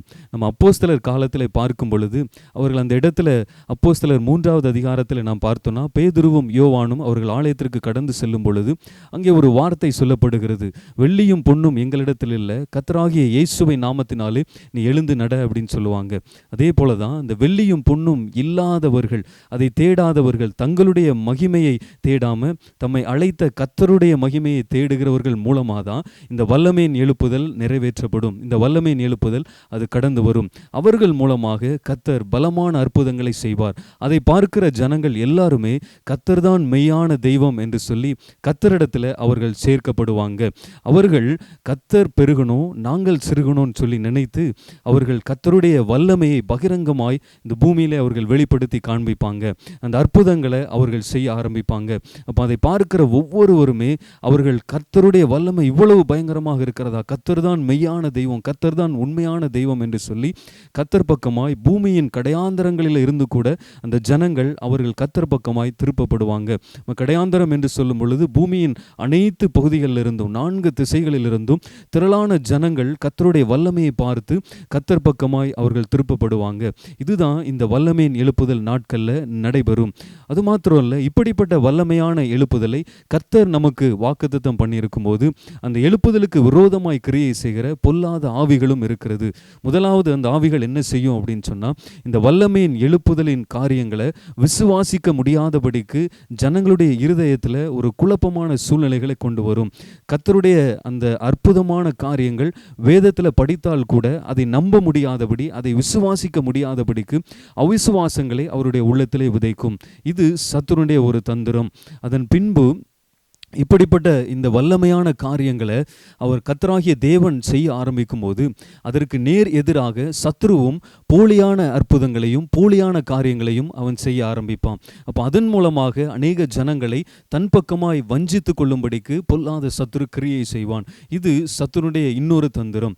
அது மாத்திரம் இல்லை, இப்படிப்பட்ட இந்த வல்லமையின் தலைமுறையினர் அவர்கள் எழும்ப முடியாதபடிக்கு அவர்களுக்கு விரோதமாக கர்த்தர் யார் யாரை இந்த வல்லமையின் தலைமுறையில் எழுப்பணும்னு சொல்லி கர்த்தர் திட்டம் வைத்திருக்கிறாங்களோ அவர்கள் எல்லாரையும் பாவத்தில் விழும்படி, கர்த்தரை விட்டு விலகி போகும்படி, அவர்கள் கண் சொருகி போனவர்களை போல பண்ணும்படி அவர்களுக்கு விரோதமாய் இந்த வல்லமையின் தலைமுறையினருக்கு விரோதமாய் கிரியை செய்கிற பொல்லாத ஆவிகள் இருக்கிறது. இப்போ இது எல்லாமே சத்துருடைய ஒரு பெரிய தந்திரம். கர்த்தர் ஒரு பெரிய வாக்குத்தத்தம் பண்ணியிருக்கிறாங்க. இந்த வல்லமையின் எழுப்புதல் நாட்களில் ஒரு யவன சந்ததியை நான் எழுப்புவேன். மோசேயின் நாட்களில் நடந்தது போல மோசே பார்வோனுடைய அரண்மனைக்கு சென்று தன்னுடைய கையில் உள்ள கோலை கீழே போட்ட பொழுது அது எப்படி பாம்பாக மாறினதோ அது அப்படி அந்த காரியம் செய்யும் பொழுது அங்கே உள்ள மந்திரவாதிகளும் அதை செய்தார்கள். ஆனால் என்ன அதிசயம் அப்படின்னு சொன்னால், மோசேயினுடைய அந்த கோல் மற்ற எல்லா சர்ப்பங்களையும் அது விழுங்கி போட்டது. அதே போல தான் கடைசி நாட்களில் அந்தி கிறிஸ்து வைத்திருக்கிற சகல தந்திரங்களையும் அறிந்து கொண்டு அதற்கு விரோதமாய் கிரியை செய்கிற இந்த வல்லமையின் சந்ததியினர் அவர்கள் எழுப்பப்படுவாங்க. இந்த யவன சந்ததி அவர்கள் எழுப்பப்படுவாங்க. இதுதான் இந்த வல்லமையின் எழுப்புதல் நாட்களில் நடக்க போகிற காரியம். இப்போ இந்த காரியத்தை கேட்ட நாம இதற்காக நம்ம ஜெபிக்க போகிறோம். முதலாவது, கர்த்தர் நமக்கு கொடுத்திருக்கிற இந்த வல்லமையின் வாக்குத்தத்தம் நிறைவேறணும். வல்லமையின் எழுப்புதல் கடந்து வரும்படி கர்த்தர் சொன்ன அந்த வாக்குத்தத்தம் நிறைவேறணும்னு சொல்லி நம்ம ஜெபிக்க போகிறோம். அதன் பின்பு பொல்லாத சத்துரு இதற்கு விரோதமாய் வைத்திருக்கிற தந்திரமான காரியங்கள் எல்லாமே முடக்கப்படணும்னு சொல்லி நாம் அதற்காக ஜெபிக்க போகிறோம். நம்ம எல்லாரும் ஜெபிக்கலாமா? நம்ம எல்லாரும் இருக்கிற இடங்களில் கண்களை மூடி நாம் ஜெபிப்போம். கர்த்தாவே, உம்முடைய கரங்களிலே ஒப்பு கொடுத்து ஜெபிக்கிறோம். ஆண்டவரே, பரிசுத்தமுள்ள தேவனாகிய கர்த்தாவே, உம்முடைய பாதத்தில் எங்களை ஒப்பு கொடுக்கிறோம். கர்த்தாவே, நீர் எங்களுக்கு இந்த கடைசி நாட்களில் வல்லமையின் எழுப்புதலை நீர் வாக்குத்தத்தம் பண்ணி இருக்கிறீர். ஆண்டவரே, நீர் உம்முடைய மனதிலே வைத்திருக்கிற அந்த வல்லமையான தலைமுறையினர் எழும்பும்படிக்கு, அந்த யவன சந்ததி எழும்பும்படிக்கு கர்த்தர் நீர் உம்முடைய மனதிலே வைத்திருக்கிற திட்டம், ஆண்டவரே, நீர் எங்களுக்கு கொடுத்திருக்கிற வாக்குத்தத்தம் இந்த நாட்களிலே நிறைவேறட்டும். ஆண்டவரே, இந்த வல்லமையின் எழுப்புதல் கடந்து வரும் என்று சொல்லி கர்த்தர் பேசினீரே. இதோ வாலிபர்கள் மத்தியில, ஆண்டவரே, ஜனங்கள் மத்தியில, ஆண்டவரே, வயோதிபர்கள் மத்தியில, சபைகள்ல கர்த்தராகிய தேவன் நான் அவர்களை எழுப்புவேன், என் வல்லமையின் தலைமுறையினரை நான் எழுப்புவேன் என்று சொல்லி கர்த்தராகிய தேவனை வாக்குத்தத்தம் பண்ணி இருக்கிறீரே. ஆண்டவரே, அந்த வாக்குத்தத்தம் இந்த நாட்களில் நிறைவேறட்டும். இந்த வல்லமையின் எழுப்புதலை குறித்து கர்த்தராகிய தேவனை சொன்ன எல்லா வாக்குத்தத்தங்களையும் ஆண்டவரே நாங்கள் இப்பொழுது உரிமையாக்கி ஜெபிக்கிறோம். நீ சொன்ன ஒவ்வொரு வார்த்தைகளும் நிறைவேறட்டும். இதோ கர்த்தர் சொல்லுகிற எல்லா வார்த்தைகளும் அது ஆமென்றும் ஆமென் என்றும் நிறைவேறத்தக்கதாக ஆண்டவரே இந்த நாட்களில் நீர் அதை நிறைவேற்றுவீராக. கர்த்தருடைய வாக்குத்தத்தத்தை பிடித்து நாங்கள் ஜெபிக்கிறோம். ஆண்டவரே, இந்த வல்லமையின் தலைமுறை எழும்பட்டும், இந்த வல்லமையின் எழுப்புதல் கடந்து வரட்டும். தேவனுடைய கரத்திலே நாங்கள் ஒப்பு கொடுத்து ஜெபிக்கிறோம்னு சொல்லி நம்ம அப்படியே ஜெபிக்க போகிறோம். நம்மோடு இணைந்திருக்கிற சகோதரோடு இணைந்து நம்ம ஜெபிக்கலாம்.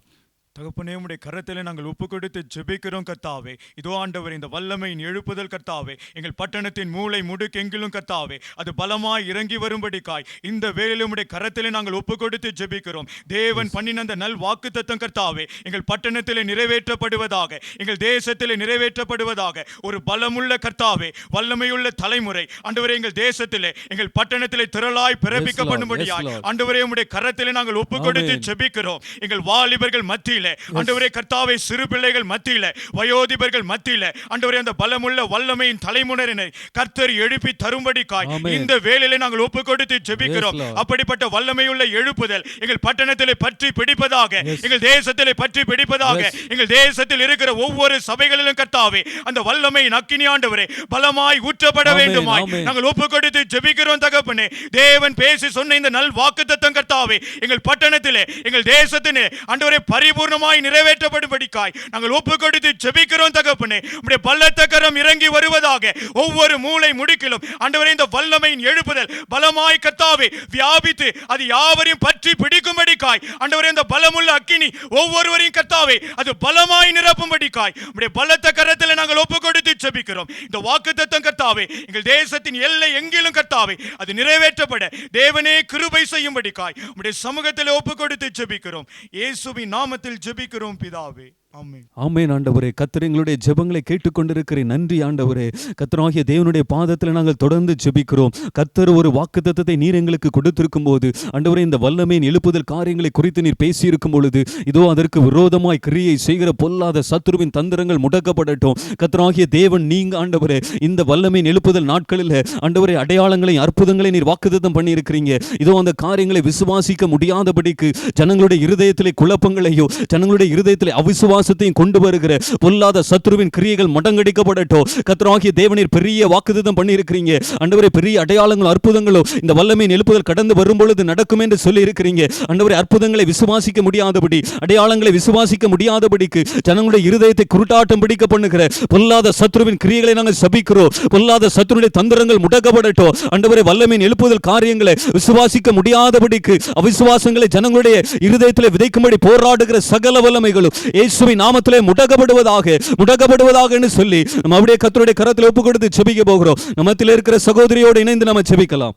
ஸ்தோத்திர ஆண்டவரே, அப்பா உம்முடைய கரங்களில் ஒப்பு கொடுத்து ஜெபிக்கிறோம். கர்த்தர் நீர் எங்களுக்கு வாக்கு பண்ணியிருக்கிற ஆண்டவரே இந்த வல்லமையின் எழுப்புதலுக்கு விரோதமாக கர்த்தருடைய வல்லமை அது பகிரங்கமாய் வெளிப்படும் போது அதை விசுவாசிக்க முடியாதபடிக்கு கர்த்தருடைய அற்புதங்களை அடையாளங்களை பார்த்தோம் ஆண்டவரே அதை விசுவாசிக்க முடியாதபடிக்கு ஜனங்களுடைய இருதயத்தை குருட்டாட்டம் பிடிக்க பண்ணுகிற பொல்லாத வல்லமைகள் அதனுடைய கிரியைகள் நசரேயனாகிய இயேசுவின் வல்லமையுள்ள நாமத்தினால் அது கட்டப்படுவதாக.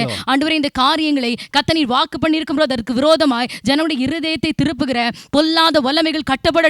ஜனங்களுடைய இருதயம் கர்த்தர் பக்கமாய் திருப்பப்படட்டும். ஆண்டவரே நீர் வாக்கு பண்ணிருக்கிற அந்த வாக்குத்தத்தத்தை நிறைவேற முடியாதபடிக்கு ஆண்டவரே ஜனங்களுடைய சிந்தைகளை ஆண்டவரே ஜனங்களுடைய இருதயத்தில் அவிசுவாசத்தை விதைக்கிற எல்லா கிரியைகளையும் நாங்கள் கடிந்து கட்டுகிற இயேசுவின் நாமத்தினால கர்த்தர் வாக்கு பண்ணிருக்கிற ஒவ்வொரு வாக்குத்தத்தங்களும் இந்த வல்லமையான கிரியைகள் அந்த நாட்களில் வெளிப்படும் சொன்னீங்களே அந்த வாக்குத்தத்தங்கள் அது நிறைவேறட்டும். அதை தடைப்படுத்துகிற எல்லா வல்லமைகள் ஆண்டவரே அது நிறைவேற முடியாதபடிக்கு கர்த்தர் அற்புதங்களினால் அடையாளங்களால் காரியங்களை நடப்பிக்கும் போது அந்த கிரியைகளை விசுவாசிக்க முடியாதபடிக்கு ஜனங்களுடைய இருதயத்தில் அவிசுவாசத்தை விதைக்கிற எல்லா கிரியைகளையும் கட்டி நாங்கள் நிர்மூலமாக்கி ஜெபிக்கிறோம். இயேசுவின் நாமத்தில் நாங்கள் ஜெபிக்கிறோம் ஜீவனுள்ள பிதாவே, ஆமென்.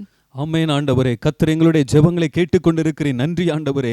அதே போல் ஆண்டவரே கர்த்தராகிய தேவன் நீர் ஆண்டவரே இந்த வல்லமையின் எழுப்புதல் மூலமாக அடையாளங்களையும் அற்புதங்களையும் செய்யும் பொழுது இதோ பொல்லாத சத்துரு அதற்கு விரோதமாய் ஆண்டவரே போலியான அற்புதங்களையும் போலியான அடையாளங்களையும் செய்து அநேக ஜனங்களை வஞ்சித்து தன் பக்கமாய் இழுக்கும்படிக்கு அவன் செய்கிற சகல தந்திரமான காரியங்களும் இயேசுவின் நாமத்திலே முடக்கப்படட்டும். ஆண்டவரே இந்த நாட்கள் நாங்கள் அநேக இடங்களில் பார்க்கிறோம் ஆண்டவரே போலியான அற்புதம் போலியான அடையாளத்தை செய்து ஜனங்களுடைய இருதயத்தை கரைய பண்ணுகிற பொல்லாத சத்துருவின் வல்லமைகள் கட்டப்படட்டும்.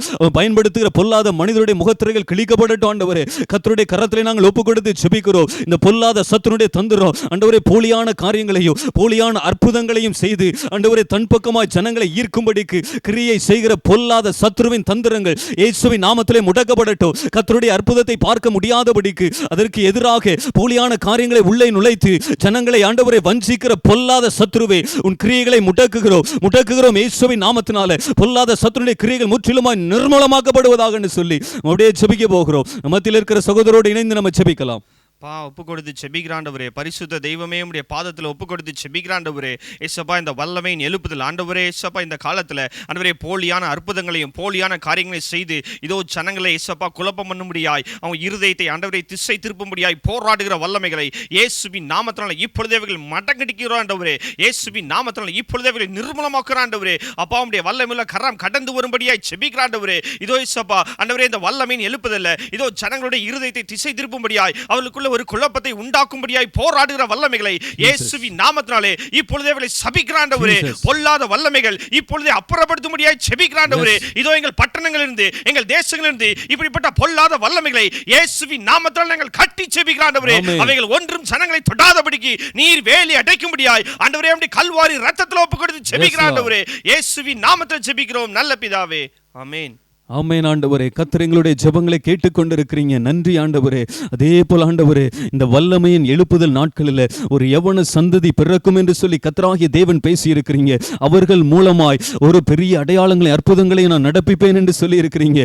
இதோ அவர்கள் தங்கள் மகிமையை தேடுகிறவர்கள் அல்ல, அவர்கள் கர்த்தராகிய தேவனுடைய மகிமையை தேடுகிறவர்கள். ஆண்டவரே, நீர் பெருகவும் அவர்கள் சிறுகவும் வேண்டும் என்று சொல்லி கிரியை செய்கிற ஜனங்கள். ஆண்டவரே, அப்படிப்பட்ட ஜனங்களுக்கு விரோதமா அவர்கள் எழும்ப முடியாதபடிக்கு கிரியை செய்கிற பொல்லாத சத்துருவின் தந்திரங்களை நாங்கள் முடக்குகிறோம். வல்லமையின் தலைமுறையினர் எழும்ப முடியாதபடி அவர்களுக்கு விரோதமாய் தடைகளையும் போராட்டங்களையும் கொண்டு வந்து அவர்களை முடக்கும்படி போராடுகிற சகல வல்லமைகளும் இயேசுவின் நாமத்திலே முடக்கப்படட்டும். அவர்களுக்கு விரோதமாய் கிரியை செய்கிற பொல்லாத ஆவிகள் சபிக்கப்படுவதாக. அவருடைய பாவத்திலே வெள்ளத்தள்ளும்படி அவர்கள் எழும்ப முடியாதபடி அவர்களை முடக்கும்படி அவர்களுக்கு விரோதமாய் தந்திரமான காரியங்களை கொண்டு வருகிற சகல சத்துருவின் பொல்லாத தந்திரங்களும் இயேசுவின் நாமத்திலே முடக்கப்படுவதாக. கர்த்தருடைய வல்லமை இறங்கட்டும் ஆண்டவரே. கர்த்தராகிய தேவன் அந்த தலைமுறையினரை பாதுகாத்துக் கொள்ளுங்க. இந்த பொல்லாத சத்துருவின் தந்திரங்கள் எது ஒன்று அவர்களை மேற்கொள்ள கூடாது. கர்த்தருடைய கரத்தில் நாங்கள் ஒப்பு கொடுத்து ஜெபிக்கிறோம்னு சொல்லி நம்ம அப்படியே ஜெபிக்க போகிறோம். நம்மத்தில் இருக்கிற சகோதரோடு இணைந்து நம்ம ஜெபிக்கலாம். Thank you Lord. அப்பா உம்முடைய கரங்களை நாங்கள் ஒப்பு கொடுத்து ஜெபிக்கிறோம் கர்த்தாவே. நீங்க கட்டளையிட்ட அப்பா அந்த வல்லமையின் எழுப்புதல் அப்பா எங்கள் தேசத்துல பற்றி பிடிக்கும் என்று சொன்னீங்களே கர்த்தாவே.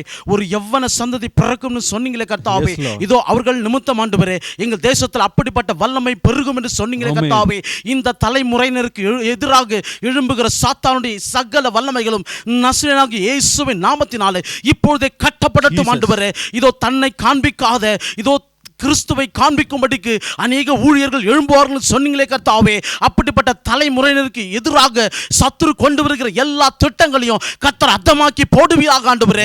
அப்பா எந்த ஊழியர்களும் ஆண்டவரே அப்பா வஞ்சிக்கப்படாதபடிக்கு கர்த்தாவே இதோ அவர்கள் ஆண்டவரே உம்முடைய சேட்டையின் மறைவில் மறைத்து கொள்ளும்படிக்காக நாங்கள் ஒப்பு கொடுக்கிறோம் ஆண்டவரே. அப்பா யார் ஆண்டவரே அந்த அந்தி கிறிஸ்தின் ஆவிக்கு தங்களை விட்டு போடாதபடிக்கு கர்த்தாவே எங்கள் தேவனாகிய கர்த்தர் அப்பா ஒரு வல்லமையின் தலைமுறை பலமாய் எழும்பட்டும் ஆண்டவரே. இவர்களுக்கு விரோதமாய் வைத்திருக்கிற எல்லா கண்ணிகளும் இப்பொழுது திரிபட்டு போகட்டும் இயேசுவின் நாமத்தினாலே. கர்த்தர் அப்படியாய் ஆண்டவரே அந்த தலைமுறையினரை நீரே பாதுகாத்துக் கொள்ளுங்கப்பா. நீரே வழிநடத்துங்க ஆண்டவரே. அவர்கள் எந்த ஆண்டவரே வழியிலும் ஆண்டவரே அப்பா சிக்கிக் கொள்ளாதபடிக்கு கர்த்தருடைய வழியை மாத்திரம் பார்த்து ஓடுகிற அப்படிப்பட்ட ஆண்டவரே யவன சந்ததி பெருகட்டும் ஆண்டவரே. பெருகட்டும் ஆண்டவரே. இவர்களுக்கு விரோதமான எந்த ஒரு தந்திரங்களோ எந்த ஒரு மாந்திரிகத்தின் கிரியைகளோ வெளிப்படாதபடிக்கு கர்த்தாவே நீங்க வேலை அடைப்பீராக இயேசு கிறிஸ்துவின் மாறாத நாமத்தின் மூலம் பிதாவே. ஆமென் ஆமென். ஆமென் ஆண்டவரே. கர்த்தர் எங்களுடைய எல்லா ஜெபங்களையும் கேட்டிருக்கிறீங்க. கர்த்தர் எங்களுடைய ஜெபத்தை கேட்டு ஆண்டவரே நீர் அந்த வல்லமையின் எழுப்புதலை நீர் கட்டளையிட போகிற அன்பிற்காய் ஸ்தோத்திரம். இந்த ஜெபவேளை நீர் எங்களுக்கு ஆசீர்வாதமாய் மாற்றி கொடுத்த கிருபைகளுக்காய் ஸ்தோத்திரம். தொடர்ந்து இருக்கிற காரியங்களை கர்த்தர் பொறுப்பெடுத்துக் கொள்ளுங்க. இயேசு கிறிஸ்துவின் மூலம் ஜெபிக்கிறோம் எங்கள் ஜீவனுள்ள நல்ல பிதாவே. ஆமென்.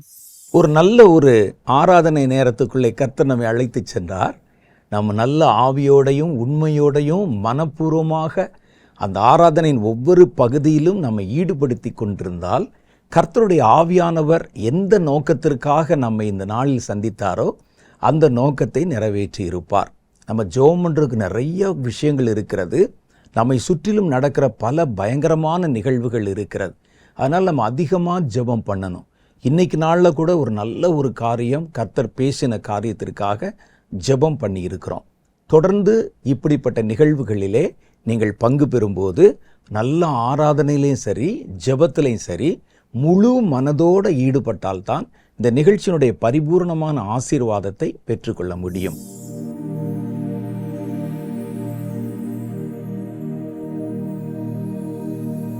நம்முடைய ஊழியத்திலிருந்து வெளியிடப்பட்ட ஒரு மிக முக்கியமான ரொம்ப முக்கியமான ஒரு புத்தகத்தை உங்களுக்கு அறிமுகம் செய்து வைக்க விரும்புகிறேன்.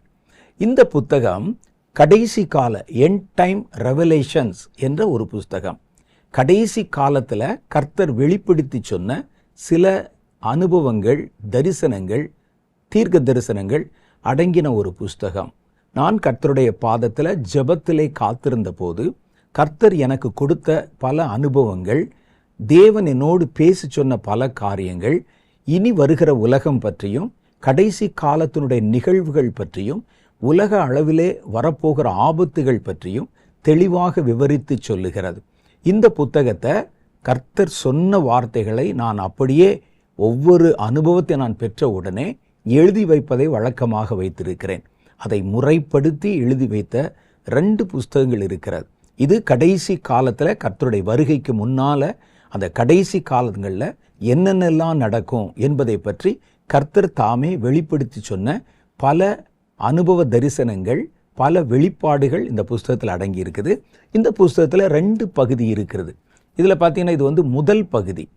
இது வந்து எண்ட் டைம் ரெவலேஷன்ஸ் என்ற பெயர்.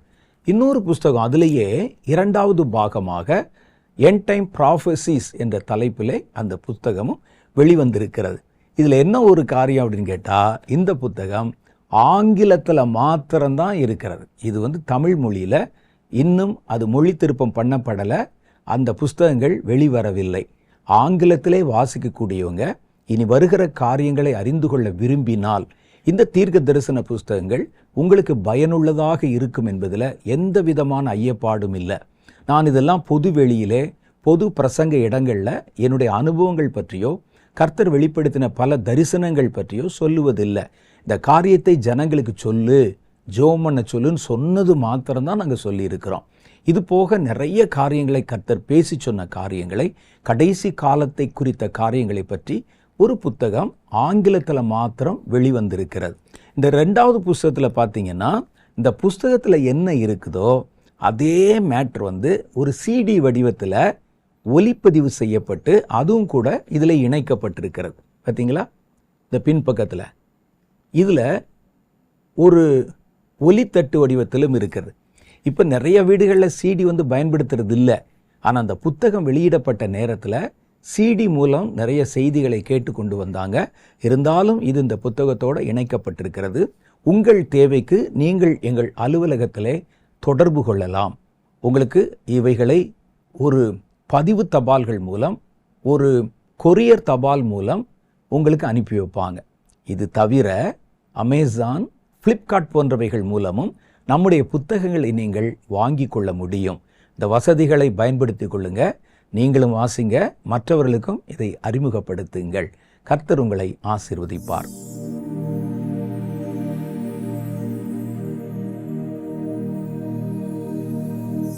இப்போ நம்ம கர்த்தருடைய வார்த்தைக்குள்ளே கடந்து போக போகிறோம். இன்றைய தினத்தில் நம்முடைய தியானத்திற்கென்று நான் எடுத்துக்கொண்டிருக்கிற வேத வசனம் ரோமருக்கு எழுதின நிருபம் 5வது அதிகாரம் 5வது வசனம். ரோமர் 5:5 என்ன சொல்லுது? மேலும் நமக்கு அருளப்பட்ட பரிசுத்த ஆவியினாலே தேவ அன்பு நம்முடைய இருதயங்களில் ஊற்றப்பட்டிருக்கிறபடியால் அந்த நம்பிக்கை நம்மை வெட்கப்பட ஒட்டாது. அன்றியும் நாம் பலனற்றவர்களாயிருக்கும் போதே குறித்த காலத்தில் கிறிஸ்து அக்கிரமக்காரருக்காக மரித்தார். இன்னைக்கு நம்ம பார்க்க போகிறது என்னன்னா, நமக்கு அருளப்பட்ட பரிசுத்த ஆவி. நமக்கு அருளப்பட்ட பரிசுத்த ஆவி என்பது பரிசுத்த ஆவியானுடைய முழுமையில் இருந்து ஒரு வித்தியாசமான ஒரு கிரியைகளை செய்கிற பரிசுத்த ஆவி. நமக்கு அருளப்பட்ட பரிசுத்த ஆவி என்று வேதம் சொல்லுது. இன்னைக்கு நம்ம அதை குறித்து தான் நமக்குள் என்ன செய்வதற்காக, நம்மை கொண்டு என்ன செய்வதற்காக நமக்கு பரிசுத்த ஆவியானவர் அருளப்பட்டிருக்கிறார் என்பதைத்தான் நம்ம கொஞ்சமாக தியானம் பண்ண போகிறோம். 2 தீமோத்தேயுவின் புஸ்தகம் 1வது அதிகாரம் 7வது வாக்கியம் இப்படி சொல்லுகிறது: கர்த்தர் நமக்கு பயமுள்ள ஆவியை கொடாமல் பலமும் அன்பும் தெளிந்த புத்தியா உள்ள ஆவியையே கொடுத்திருக்கிறார். பார்த்தீங்களா? நமக்குள்ளே கொடுக்கப்பட்டிருக்கிற பரிசுத்த ஆவியினுடைய விசேஷம் என்னன்னு கேட்டால், பலம் அதில் இருக்குது. பலம் மாத்திரமில்லை, அன்பும் அதில் இருக்குது. அன்பு, பலம், இந்த ரெண்டையும் பார்க்கும்போது அன்பில்லாத பலம் ஆபத்தானதாய் மாறிவிடும். அன்போடு இணைந்த பலம் அந்த பலத்தை அன்புள்ள காரியங்களுக்கு செலவிடுவதற்கு உதவி செய்கிறதாக இருக்கும். தெளிந்த புத்தியுள்ள ஆவி. ஒரு அன்பு செலுத்துறதுனால கூட நல்ல ஞானமாக புத்தியோடு அந்த அன்பு செலுத்தணும். பலம் நம்ம இடத்துல இருந்தால் கூட அதை பிரயோகப்படுத்துவதற்கும் நமக்கு தெளிந்த புத்தி தேவைப்படுகிறது. ஆனால் இந்த பரிசுத்த ஆவியானவருக்குள்ள, நமக்கு அருளப்பட்ட பரிசுத்த ஆவிக்குள்ள அன்பு இருக்குது, பலம் இருக்கிறது, தெளிந்த புத்தி இருக்கிறது. கர்த்தர் நமக்கு பயப்படுகிற ஆவியை தரவில்லை என்று அவர் இங்கே சொல்றதை பார்க்கிறோம். ஆவியானவரை பற்றி நமக்கு நல்லா ஒரு காரியம் தெரியும். ஆவியானவர் தேவனுடைய திருத்துவத்திலே ஒருவர். பிதா, குமாரன், பரிசுத்த ஆவி மூவரும் வெவ்வேறு விதமான வேலைகளை செய்கிறதுனால வேற வேற பெயர்களில் அழைக்கப்பட்டாலும் மூவரும் ஒன்றாக இருக்கிறார்கள். ஒருவரில் மூவர் இருக்கிறார்கள் என்று நம்ம அடிக்கடி திருத்துவத்தை குறித்து பேசியிருக்கிறோம். மாத்திரல்ல, இந்த ஆவியானவர் யார் அப்படின்னு கேட்டா, தேவத்துவத்தில் ஒருவர். பிதா, குமாரன், பரிசுத்த ஆவி. இதுல யாரும் யாருக்கும் குறைந்தவர்கள் அல்ல. 3 ஆழ்த்துவம் உடையவர்கள். இந்த பரிசுத்த ஆவியானவர், நமக்குள்ளே கொடுக்கப்பட்டிருக்கிற பரிசுத்த ஆவியானவர், இவருடைய கிரியைகள் வித்தியாசமானது. ஆனா முழு பரிபூர்ணமான பரிசுத்த ஆவியானவர் ஒரு காரியத்தை சிருஷ்டிக்கும் ஆற்றல் உள்ளவர். அவர் அதுக்கு தான் பிரதானமாய் ஒரு காரியத்தை சிருஷ்டிப்பதற்கு கர்த்தர் ஆவியை பயன்படுத்தினார், ஆவியானவரை பயன்படுத்தினார். ஆதியாம புஸ்தகம் 1வது அதிகாரம் 2வது வசனத்தில் நீங்கள் வாசித்து பார்த்தீங்கன்னா, பூமியானது ஒழுங்கின்மையும் வெறுமையுமாயிருந்தது, ஆழத்தின் மேல் இருள் இருந்தது, தேவ ஆவியானவர் ஜலத்தின் மேல் அசைவாடி கொண்டிருந்தார். தேவன் வெளிச்சம் உண்டாக கடவுது என்றார், வெளிச்சம் உண்டாயிற்று. இதில் நீங்கள் நல்லா பார்த்தீங்கன்னா, ஆழத்தின் மேலே இருள் இருக்கிறது, பூமி ஒழுங்கின்மையும் வெறுமையுமா இருக்கிறது, தேவ ஆவியானவர் அசைவாடி கொண்டிருக்கிறார். பிதாவாகிய தேவன் ஒரு வார்த்தை கொடுக்கிறார், ஒரு கட்டளை கொடுக்கிறார், உடனே அது உண்டானது. அப்படின்னா என்ன அர்த்தம்னா, இங்கே உலாவி கொண்டிருக்கிற ஆவியானவர் தேவனுடைய வாயிலிருந்து ஒரு கட்டளை பிறந்த உடனே அந்த கட்டளையை பூமியிலே நிறைவேற்றுகிறார். எது தேவையோ அதை அவர் அங்கே சிருஷ்டிக்கிறார். அவர் பரிசுத்த ஆவியானவர் என்பவர் சிருஷ்டிக்கும் வேலையை செய்கிற ஒரு பரிபூர்ண வல்லமை நிறைந்தவர் என்று வேதத்தின் வழியாக நாம் அறிந்து கொள்ள முடிகிறது. சங்கீத புஸ்தகம் 104வது அதிகாரம் 30வது வசனம் ஒரு காரியத்தை சொல்லுது. அதுலேயும் இதே தான் சொல்கிறாங்க, நீர் உம்முடைய ஆவியை அனுப்பும்போது அவைகள் சிருஷ்டிக்கப்படும், நீர் பூமியின் ரூபத்தை புதிதாக்குகிறீர். பூமியினுடைய சாயலை, பூமியினுடைய ரூபத்தை நீர் புதிதாக்குகிறீர். எப்படி புதிதாக்குகிறீர்? நீர் உம்முடைய ஆவியை அனுப்பும்போது அவைகள் புதிதாக சிருஷ்டிக்கப்படுகிறது. அப்போ ஆவியானவர் என்பவர் சிருஷ்டிக்கும் ஆவியானவர். இது ஆவியானவருடைய ஒரு தன்மை. அவர் சகலத்தையும் செய்ய முடியும் அவரால். ஆனாலும் ஆவியானவர் தேவனுடைய சித்தத்தின்படி அந்தந்த காலத்தில் எதற்காக அனுப்பப்படுகிறாரோ அந்த காரியங்களை மாத்திரமே அவர் செய்கிறார் என்பதையும் நம்ம விளங்கி கொள்ளணும். ஆவியானவர் ஒருவர் தான். சிருஷ்டித்த ஆவியானவர் வேற, அல்லது அதற்கு பிறகு மனிதர்களுக்கு நடுவிலே இறங்கின ஆவியானவர், அவருடைய வேலைகள் வேற. ஆவியானவர் ஒருத்தர் தான். அவர் செய்த வேலைகள் காலத்துக்கு ஏற்பவும் அவர் அனுப்பப்பட்ட காரியத்தின் நிமித்தமும் மாறுபடுகிறது. அதை நம்ம தெளிவாக புரிஞ்சுக்கிறணும். ஆவியானவர் என்ற உடனே அது நீங்கள் பழைய ஏற்பாட்டில் வாசிக்கிற மாதிரி, ஆதியாமத்தில் வாசிக்கிற மாதிரி நமக்குள்ளிருந்து சிருஷ்டிப்பார் அப்படின்லாம் நம்ம நினைக்கக்கூடாது. ஆவியானவர் பரிபூர்ணம் உள்ளவர். ஆனால் எந்த காலத்துக்கு அனுப்பப்படுகிறாரோ அந்த காலத்தில் கர்த்தர் என்ன செய்யணும்னு சித்தம் வைத்திருக்கிறாரோ அந்த சித்தத்தை நிறைவேற்ற மாத்திரம்தான் அவர் செய்வார். அவர் தன்னுடைய முழு ஆற்றலையும் பலத்தையும் வெளிப்படுத்துகிறது இல்லை. இந்த காலத்தில் ஆவியானவர் இதை செய்யணும் அப்படின்னு அவர் அனுப்பினா அவர் அதைத்தான் செய்வார். அப்போ காலத்தையும் அனுப்பப்பட்டிருக்கிற ஆவியானவருடைய சித்தத்தையும் நம்ம தெளிவாக புரிந்து கொள்ள வேண்டும். அதை தான் வேதம் சொல்லுது. அவர் அனுப்ப, பிதாவானவர் தன் ஆவியை அனுப்ப அவர் எல்லாவற்றையும் புதிதாக்குகிறார். புதிதாக்க வேண்டிய காலம் இது, சிருஷ்டிக்க வேண்டிய காலம் அப்படின்னு சொல்லி கர்த்தர் ஆவியானவரை அனுப்பினாதான் அவர் சிருஷ்டிக்கும் வேலையை செய்வார். அதை நம்ம தெளிவாக விளங்கி கொள்ளணும். ஆகவே தான் நம்ம முதல்ல பார்த்த வசனத்தில் என்ன சொல்கிறாங்கன்னா, நமக்கு அருளப்பட்ட ஆவியானவர். அப்ப நமக்கு அருளப்பட்ட ஆவியானவர் என்ற உடனே ஆவியானவர் நமக்குள்ளே இந்த காலத்துல எதை செய்வதற்கு அனுப்பப்பட்டிருக்கிறார் என்பதை விளங்கி கொள்ள வேண்டும். ஆவியானவர் சொன்னோடனே ஆதியாம காலத்திலிருந்து அவர் என்னென்ன செய்தார் அதெல்லாம் இப்போ நமக்குள்ளே செய்வார் என்று நீங்கள் நினைக்கக்கூடாது. ஆவியானவர் ஒருவர் தான். அவர் அனுப்பப்படுகிற காலம், அவர் எதற்கு அனுப்பப்பட்டார் என்ற தேவனுடைய நோக்கம் தவிர வேற கிரியைகளை அவர் செய்ய மாட்டார். அதை நம்ம தெளிவாக விளங்கி கொள்ள வேண்டும். வேதத்தில் நல்லா பாருங்க, தேவ ஆவியானுடைய கிரியைகள் ஒவ்வொரு சமயத்திலும் ஒவ்வொரு விதமாக வெளிப்படுகிறதை நம்ம பார்க்க முடியுது. ஆவியானவர் ஒருத்தர் தான். ஆனால் அந்தந்த காலங்களில் கர்த்தர் பூமியில் என்ன செய்யணும்னு நினைக்கிறாரோ அது நிமித்தம் அவர் அனுப்பப்படும் போது அவருடைய காரியங்கள், அவருடைய கிரியைகள், அவர் செய்கிற செயல்பாடுகள் வித்தியாசம் அடைகிறதை நம்ம பார்க்குறோம். கிறிஸ்து பரிசுத்த ஆவியானவர் நமக்குள் அருளப்படுகிறதை பற்றி வேதம் சொல்லுகிறது. ஒரு காரியத்தை நீங்கள் நல்லா கவனிங்க.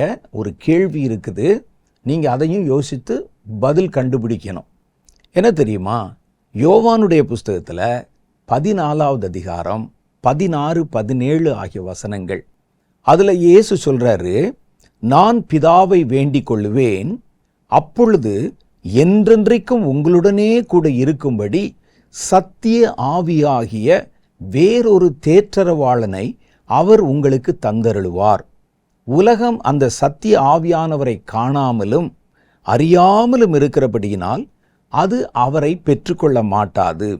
அவர் உங்களுக்குள்ளே வாசம் பண்ணி உங்களுக்குள்ளே இருப்பதால் நீங்கள் அவரை அறிவீர்கள் அப்படின்னு சொல்றார். ஒரு பரிசுத்த ஆவியை தம்முடைய சீஷர்களை அழைச்சு அவங்ககிட்ட சொல்றாரு, ஒரு பரிசுத்த ஆவியை பிதாவானவர் அனுப்புவார், நான் அவரிடத்துல வேண்டிக் கொள்ளுவேன். அந்த ஆவியானவர் என்றைக்கும் உங்களுடனே தங்கி சத்தியத்தை உங்களுக்கு அறிவித்து சத்தியத்திலே உங்களை நிலைநிறுத்துவார். அந்த சத்திய ஆவியானவரை உலகம் அறியாது, உலகம் கண்டுகொள்ள மாட்டாது, ஆனால் நீங்கள் அவரை அறிவீர்கள் அப்படின்னு சொல்றார். அடுத்து ஒரு காரியம் சொல்றார் யோவான்ல 16வது அதிகாரம் 7வது வசனத்தில். இதில் தான் ஒரு கேள்வி இருக்கிறது, கவனிங்க. நான் உங்களுக்கு உண்மையை சொல்லுகிறேன், நான் போகிறது உங்களுக்கு பிரயோஜனமாயிருக்கும். நான் போகாதிருந்தால் தேற்றரவாளன் உங்களிடத்தில் வரார். நான் போவேனே ஆனால் அவரை உங்களிடத்தில் அனுப்புவேன். அவர் வந்து பாவத்தை குறித்தும் நீதியை குறித்தும் நியாய தீர்ப்பை குறித்தும் உலகத்தை கண்டித்து உணர்த்துவார். இந்த வசனத்தை நல்லா படிச்சிங்களா? அவர் சொல்றாரு, இயேசு தம்முடைய சீஷர்களை அழைத்து சொல்றாரு, நான் கொஞ்ச நாளில் பிதாவினுடைய சமூகத்துக்கு போயிடுவேன், கர்த்தர் என்னை எடுத்து கொண்டு விடுவார். உடனே எல்லாரும் துக்க முகமாக இருக்கிறாங்க.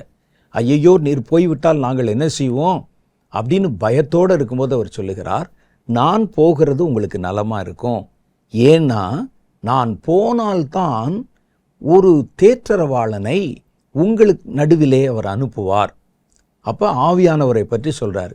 அவர் வந்து உங்களுக்கு சகல சத்தியத்திலும் உங்களை வழி நடத்துவார் அப்படின்னு சொல்கிறார். நான் இப்போ என்ன கேட்குறேன்னா, இயேசு சொல்லுகிறார், நான் போனால்தான் அவரை அனுப்புவார், நான் போகாவிட்டால் அவர் உங்களிடத்துல வரமாட்டார் அப்படின்னு சொல்கிறார். அப்போ இயேசு நான் போனால்தான் பரலோகத்தில் இருக்கிற ஆவியானவர் வருவார்னு சொல்கிறாரே. ஆனால் உண்மையிலே நீங்கள் வேதத்தில் பார்த்தீங்கன்னா ஆவியானவர் இயேசு போன பிறகுதான் வந்தாரா, அதுக்கு முன்னாலே வந்திருக்கிறாரா அப்படின்னு பார்க்கணும். ஆவியானவர் பரலோகத்தில் இருக்கிறாரு, நான் போய் அவரை அனுப்புவேன். அப்போ இப்போ அவர் எங்கே இருக்கிறாரு? பரலோகத்தில் இருக்கிறாரு. நான் போகலைன்னா அவர் உங்கள் நடுவில் வரமாட்டார் அப்படின்னு இயேசு சொல்கிறார். நீங்கள் நல்லா வேதத்தில் படித்து பார்த்தா இயேசு பரத்துக்கு ஏறி போகிறதுக்கு முன்னால் பரிசுத்த ஆவியானவர் மனிதர்கள் நடுவிலே இறங்கினதே இல்லையா? பரிசுத்த ஆவியானவர் மனிதர்கள் நடுவிலே வந்ததே இல்லையா? வேதத்தில் நிறைய சாட்சிகள் பரிசுத்த ஆவியானவர் வந்து கிரியை செய்ததாக. இயேசு பரலோகத்துக்கு போகிறதுக்கு முன்னாலேயே பரிசுத்த ஆவியானவர் பல முறைகள் பூமியில இறங்குவதும் மனிதர்கள் நடுவில் மனிதர்களை நிரப்புவதையும் வேதத்தில் நிறைய இடங்கள்ல நமக்கு சொல்லியிருக்கு. இயேசுவின் காலத்துக்கு முன்னான காலத்திலேயே மனிதர்கள் மேலே பரிசுத்த ஆவியானவர் இறங்கி இருக்கிறார். நியாயாதிபதிகளின் புஸ்தகம் 6வது அதிகாரம் 34வது வசனத்தில் பார்த்தீங்கன்னா, பரிசுத்த ஆவியானவர், கர்த்தருடைய ஆவியானவர் கிதியோன் மேல் இறங்கினார் என்று வாசிக்கலாம்.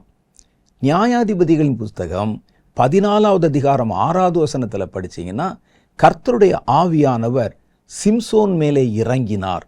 சிம்சோன் மேலே இறங்கினதுனால அவன் கையில் ஆயுதம் இல்லாமல் வெறும் கையனாய் இருந்த போதே அவன் 1000 பேரை கொன்றான் அப்படின்னு வேதத்தில் வாசிக்கிறோம். அப்போ ஆவியானவர் அங்கேயும் இறங்கியிருக்கிறாரு, கிதியோன் மேலேயும் இறங்கியிருக்கிறாரு.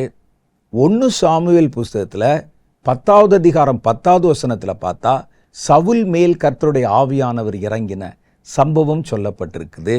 எசேக்கியேல் புஸ்தகம் 11வது அதிகாரம் 4வது வசனத்தில் படிச்சிங்கன்னா, எசேக்கியேல் மேலே பலமாய் தேவனுடைய ஆவியானவர் இறங்கினதை பற்றியும் வசனம் சொல்லுது. இப்படி சொல்லணும்னா நிறைய சொல்லிக்கிட்டே போகலாம். பழைய ஏற்பாட்டு பரிசுத்தவான்கள் பலருடைய வாழ்க்கையில் பரிசுத்த ஆவியானவர் இறங்கி அவர்களை கிரியை செய்ய வைத்ததும் அவர்களுக்குள் இருந்து கிரியை செய்ததையும் வேதம் தெளிவாக எழுதி வைத்திருக்கிறது. ஆனால் இயேசு இங்கே என்ன சொல்கிறாருன்னா, நான் போனாதான் ஆவியானவர் இறங்கி வருவார். அவர் பரலோகத்தில் இருக்கிறாரு. அந்த ஆவியானவர் எப்போ உங்கள் நடுவில் இறங்கி வருவார், எப்போ கொடுக்கப்படுவார், அந்த தேற்றரவாளன் என்றால் நான் போனாதான் அப்படின்னு சொல்கிறார். அப்போ இயேசு போகிறதுக்கு முன்னாலே இவ்வளவு காரியங்கள் நடந்திருக்குதே. இயேசு இந்த உலகத்துக்கு வர்றதுக்கு முன்னாலேயே மனிதர்கள் நடுவிலே ஆவியானவர் இறங்குறதும் ஏறுகிறதுமாக இருந்திருக்கிறாரே. அவ்வளவுக்கு ஏன் போறீங்க? பரிசுத்த ஆவியானவர் இயேசு ஞானஸ்நானம் பண்ணப்பட்டு கரையேறின போதே இயேசுவின் மேலே இறங்கியிருந்தாரே. இயேசு தம்முடைய சீஷர்கள் மேலே தன்னுடைய சுவாசத்தை ஊதி பரிசுத்த ஆவியை பெற்றுக்கொள்ளுங்கள் அப்படின்னு சொன்னாரே. அப்போ இயேசுவின் மேலேயும் இந்த ஆவியானவர் அங்கே தான் இருக்கிறாரு. இவர் என் நேசகுமாரன், நான் இவரில் அன்பாயிருக்கிறேன் என்றார். ஆவியானவர் வந்து அவர் மேலே புறாவின் ரூபத்தில் வந்து தங்கியிருந்தார். அப்போ அங்கே தானே இருக்கிறார் ஆவியானவர். இயேசு அவருடைய சரீரத்தில், அவருடைய ஆவியில் பரிசுத்த ஆவியானவர் உள்ளே இருக்கிறார். இறங்கி வந்தார் அவர். வேதம் அதை தெளிவாக பதிவு பண்ணியிருக்கு. அப்படி இருக்கும்போது நாம் போனால்தான் அவர் வருவார் அப்படின்னு சொன்னால் என்ன அர்த்தம்? பேசி கொண்டிருக்கும் போதே பரிசுத்த ஆவியானவர் இயேசுக்குள்ளே தானே இருக்கிறாரு. அப்போ அவர் எங்கேருந்து வானத்திலிருந்து மறுபடியும் புதுசாக வருவார்னு சொல்கிறாங்களே, இது எப்படி அப்படின்னு ஒரு கேள்வி நமக்குள்ளே வருகிறது. நீங்கள் நல்லா யோசித்து பார்த்தால், இதை நம்ம தெளிவாக வாசித்து பார்த்தால் இந்த கேள்விக்கான விடையை நம்ம கண்டுபிடிக்க முடியும். இப்போ இறங்கி வரப்போகிற ஆவியானவர் ஒவ்வொரு காலகட்டத்திற்கும் ஏற்ற மாதிரி காரியங்களை செய்வதற்காக தேவனால் அனுப்பப்படுகிறவர். சிம்சோன் காலத்தில் அனுப்பப்பட்ட ஆவியானவர், அவர் அனுப்பப்பட்டதுக்கு ஒரு நோக்கம், அவருக்கு ஒரு வேலை, அவர் அனுப்பப்பட்ட காலம் என்று ஒன்று இருக்கிறது. அப்போ அவருக்கு அதுதான் வேலை. நியாயாதிபதிகளின் புஸ்தகத்தில் கிதியோன் காலத்தில் இறங்கி வந்ததுக்கு ஒரு வேலை இருக்குது. ஆனால் இப்போ இறங்கி வரப்போகிற ஆவியானவர் யார் அப்படின்னு கேட்டால், இப்போ எந்த காரியத்தை செய்வதற்காக அவர் பிரத்யேகமாய் அனுப்பப்பட போகிறார் அப்படின்னா, ரட்சிக்கப்பட்ட தேவனுடைய பிள்ளைகளுக்குள்ளே வாசம் பண்ணி அவர்களுக்குள்ளும் அவர்களை கொண்டும். இப்போ பரிசுத்த ஆவியானவர் வரும்போது எனக்குள்ளே பல காரியங்களை அவர் புதிதாக மாற்றுகிறார். என்னை கொண்டு பல காரியங்களை கர்த்தர் வெளியிலே புதுசாக செய்கிறார். ரட்சிக்கப்பட்டவர்களுக்கு கர்த்தர் அனுப்புகிற ஆவியானவர். இந்த ஆவியானவர் இதுக்கு முன்னால் சிம்சோன் மேலே அனுப்பப்பட்ட போது சிம்சோன் ரட்சிக்கப்பட்டவர் அல்ல. ஏன்னா இயேசு ரத்தம் சிந்தின பிறகுதான் ரட்சிக்கப்பட முடியும். அதுக்கு முன்னால் யாரும் ரட்சிக்கப்பட முடியாது. அப்போ கர்த்தருடைய ரத்தம் சிந்துதல் இல்லாமல் பாவ மன்னிப்பு இல்லை நமக்கு. அப்போ அதுக்கு முன்னால் அனுப்பப்பட்ட பரிசுத்த ஆவியானவர் அவருக்கு வேறு ஒரு நோக்கத்திற்காக அனுப்பப்பட்டார். தேவனுடைய புதிய நோக்கம் ரட்சிக்கப்பட்டவர்களுக்கு கிரியை செய்வதற்காக ஒரு விசேஷித்த வேலையோட இப்போ அனுப்பப்பட போகிற ஆவியானவர் கர்த்தருடைய சிலுவை மரணத்துக்கு பிறகுதான் ரட்சிக்கப்பட்ட கூட்டமே எழும்ப போகுது. அவருடைய இரத்தத்தை விசுவாசித்து அவருடைய மரணத்துக்கு பிறகுதான் ரட்சிக்கப்பட்ட கூட்டம் எழும்ப போகுது. அப்போ அனுப்பப்படுகிற ஆவியானவர் முன்னெப்போதும் அனுப்பப்பட்ட ஆவியானவருடைய கிரியைகளுக்கும் செயல்பாடுகளுக்கும் வித்தியாசமான கிரியைகளை செய்ய போகிறார். அதைத்தான் இயேசு சொல்லுகிறார். உங்களுக்கு கொடுக்கப்பட போகிற ஆவியானவர் புதிய காரியத்தை செய்வதற்காக விசேஷமாய் தேவனாலே வடிவமைக்கப்பட்டு தேவனாலே அனுப்பப்பட போகிற ஆவியானவர் அவர் உங்கள் நடுவிலே இறங்கி வரணும். அது யாருக்கானது என்று சொன்னால், சிம்சோன் போல ஊழியம் செய்கிறவர்களுக்காகவோ, கிதியோன் போல யுத்தம் செய்கிறவர்களுக்காகவோ, அல்லது எசேக்கியேல் போல தீர்க்க தரிசனம் சொல்லுகிறவர்களுக்கானதோ அல்ல. இது கர்த்தருடைய இரத்தத்தினால் கழுவப்பட்ட ரட்சிக்கப்பட்ட எல்லாருக்கும் உரியது. அப்ப முதல்ல அனுப்பப்பட்ட ஆவியானவர் அனுப்பப்பட்டதற்கு வேற வேற நோக்கங்கள் இருந்தது. இப்ப அனுப்பப்பட போகிற ஆவியானவர் இப்பதான் புதுசா புதிய திட்டத்தோட இறங்கி வருகிறார். ஏன்னா ரட்சிப்பே இயேசுக்கு பிறகுதானே உண்டாகுது. அதுக்கு பிறகு வருகிற ஆவியானவர் ரட்சிக்கப்பட்டவர்களுக்காக அவருடைய ரட்சிப்பை நிறைவேற்றுவதற்கும் அவர்களுக்குள்ளும் அவர்களை கொண்டும் கிரியை செய்வதற்குமான புதிய திட்டங்களை, புதிய காரியங்களை தேவனிடத்திலிருந்து பெற்றுக்கொண்டு மனிதர்கள் நடுவிலே இறங்கி வரப்போகிறார். அப்போ ஆவியானவர்னு சொன்ன உடனே நீங்கள் பழைய ஏற்பாட்டில் ஆவியானுடைய கிரியை, புதிய ஏற்பாட்டில் ஆவியான ஒரு கிரியை எல்லாத்தையும் போட்டு குழப்பிக்கிற கூடாது. இப்போ அவர் வந்திருக்கிறதே ரட்சிக்கப்பட்டவர் நடுவிலே கிரியை செய்வதற்காக.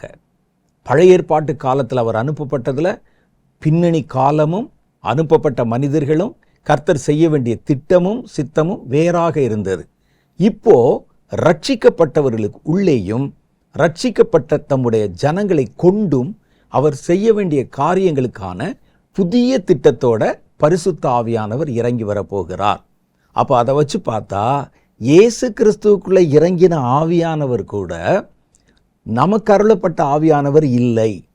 ஏன்னா இனிமே தான் ரட்சிப்பு என்ற கான்செப்டே உலகத்துக்குள்ளே வருது. அப்போ அதனால தான் இயேசு சொன்னார், உங்களுக்குன்னு ஒரு புதிய திட்டத்தோடு கூட, புதிய பலனோடு கூட, புதிய வேலையோடு கூட இறங்கி வரப்போகிற ஒரு ஆவியானவர் இருக்கிறார். அவர் வரணும்னா நான் போகணும். ஏன் நான் போகணும்னு சொல்கிறார்? இயேசு போனா தான் நமக்கு ரட்சிப்பு வரும். இயேசு மரித்தால் தான் நமக்கு ரட்சிப்பு வரும். நான் போவதுன்னு சொல்றது பரலோகத்துக்கு போகிறது மாத்திரம் சொல்லலை, உங்களை விட்டு நான் மரணமடைய போகிறேன். அந்த மரணத்தினால தான் நமக்கு அந்த பரிசுத்த ஆவியானவர் கொடுக்கப்பட முடியும். நான் மரிக்காவிட்டால் இந்த ஆவியானவர் உங்களிடத்தில் வர முடியாது. ஆகவே தான் அங்கே வேதத்தில் சொல்லும்போது அவங்க சொன்னாங்க, முதல்ல நம்ம படித்தோமே ரோமர் 5:5 நமக்கு அருளப்பட்ட ஆவியானவர். அப்போ சிம்சோனுக்கு அருளப்பட்டவர், தீர்க்கதரிசிகளின் காலத்தில் அருளப்பட்டவர், ஏன் இயேசுக்குள்ளே அருளப்பட்டவர். இதை தாண்டி நமக்கு அருளப்பட்ட ஆவியானவர் ஒரு விசேஷமான நோக்கங்களையும் வித்தியாசமான செயல்பாடுகளையும் வித்தியாசமான வேலைகளையும் தன்னுடைய கைகளிலே தேவனிடத்திலிருந்து பெற்றுக்கொண்டு அனுப்பப்பட்ட ஆவியானவராக இருக்கிறார். அப்போ அதனால் நம்ம ஆவியானவரை நினைச்சு குழம்பிடக்கூடாது. நமக்கென்று கொடுக்கப்பட்டிருக்கிற, நமக்கென்று அருளப்பட்டிருக்கிற ஆவியானவர் வித்தியாசமான கிரியைகளை நமக்குள்ளேயும் நம்மை கொண்டும் அவர் செய்வதற்கு அனுப்பப்பட்டிருக்கிறார். சீஷர்களுக்கு கூட பார்த்தீங்கன்னா ஒரு சின்ன குழப்பம் வந்துச்சு. பரிசுத்த ஆவியானவர்னு சொன்னாலே அவர் ஒரே மாதிரி தான் எல்லா வேலையும் செய்வார்னு நினச்சாங்க. ஆனால் நீங்கள் நல்லா பார்த்தீங்கன்னா அந்தந்த காலத்தில் அந்தந்த வேலையை செய்தாங்க. எசேக்கியேல் மேலே கர்த்தருடைய ஆவியானவர் இறங்கும்போது அவர் செய்த கிரியைகளுக்கும் சிம்சோன் மேலே இறங்கின போது செய்த கிரியைகளுக்கும் வித்தியாசம் இருக்குது. சிம்சோன் மேலே இறங்கின போது எதிரிகளை அவர் அழிப்பதற்கு அந்த ஆவியானவர் உதவி செய்தார். எதிரிகளை அவர்களை மேற்கொள்ளவும் அழிக்கவும் பலம் அவர் மேலே இறங்கியது. எசேக்கியேல் மேலே இறங்கின போது எசேக்கியேல் எங்கேயும் போய் சண்டைக்கு போகல. அப்போ கர்த்தர் அவரை வேறு விதமான நோக்கத்தோடு அனுப்பப்பட்டதுனால அந்த நோக்கத்தை நிறைவேற்றினார். ஆனால் பொதுவாக நாம் என்ன நினைக்கிறோன்னா, ஆவியானவர் ஒருத்தர் தானேங்க, சிம்சோனை கொண்டு ஒரு கட்டடத்தை தள்ளினா ஏன் நம்மை கொண்டு தள்ள மாட்டாரா அப்படின்னு கேட்டு நீங்கள் தள்ளி பாருங்களேன். சிம்சோனை கொண்டு 1000 பேரை கொன்றாரே, அப்போ அதே ஆவியானவர் தானே என் மேலே இருக்கிறார் என்றால் ஆவியானவர் அதே ஆவியானவர் தான். ஆனால் இப்போ அவர்கிட்ட இருக்கக்கூடிய பிளானும் அவர் அனுப்பப்பட்ட திட்டமும் வேறையாக இருக்குது. அதை நம்ம புரிஞ்சுக்கிறணும். நீங்கள் அவர்கள் செய்தது நீங்கள் செஞ்சு பாருங்கள், ஏனென்றால் உங்கள் நடுவிலே நமக்கு அருளப்பட்ட ஆவியானவர் பிதாவினால் வேறொரு திட்டத்தோடு அனுப்பப்பட்டிருக்கிறார், வேறொரு நோக்கத்தோடு அனுப்பப்பட்டிருக்கிறார். சீஷர்களுக்கு கூட அந்த குழப்பம் வந்தது. சீஷர்கள் என்ன சொல்றாங்க பாருங்க, யோவானுடைய சுவிசேஷம் 9வது அதிகாரம் 53 56 வரைக்கும் உண்டான வசனங்கள். அவர் எருசலேமுக்கு போக நோக்கமாயிருந்தபடியினால் அவ்வூரார் அவரை ஏற்றுக்கொள்ளவில்லை. அவருடைய சீஷராகிய யாக்கோபும் யோவானும் அதை கண்டபோது, ஒரு சின்ன கிராமத்துக்கு வர்றாங்க, இயேசு வந்து அவர்களுக்கு சுவிசேஷம் சொல்லுகிறார், அற்புதம் செய்கிறார். ஆனால் அந்த ஜனங்கள் ஏற்றுக்கொள்ளலை. ஊரை விட்டு முதல்ல வெளியே போங்க, உங்களுடைய ஊழியமும் வேண்டாம், நீங்கள் சொல்லுகிற வார்த்தையும் வேண்டாம் என்று சொல்லி அவமரியாதையாக நடத்துகிறார்கள். அப்போ சீஷர்களான யாக்கோபும் யோவானுக்கும் கோபம் வந்துருச்சு. அவர்கள் அதை கண்டபோது, ஆண்டவரே, எலியா செய்தது போல வானத்திலிருந்து அக்கினி இறங்கி இவர்களை அழிக்கும்படி நாங்கள் கட்டளையிட உமக்கு சித்தமா அப்படின்னு கேட்டாங்க. எங்களுக்குள்ள அந்த ஆவியானவர் இருக்கிறார், எங்க மேல ஊதி பரிசுத்த ஆவியை பெற்றுக்கொள்ளுங்கள்னு சொன்னீங்க. நீங்க இப்போ ஒரு வார்த்தை சொல்லுங்க, வானத்திலிருந்து நெருப்பை இறக்கி இவர்களை அழித்து போட உமக்கு சம்மதமா அப்படின்னு கேட்குறாங்க.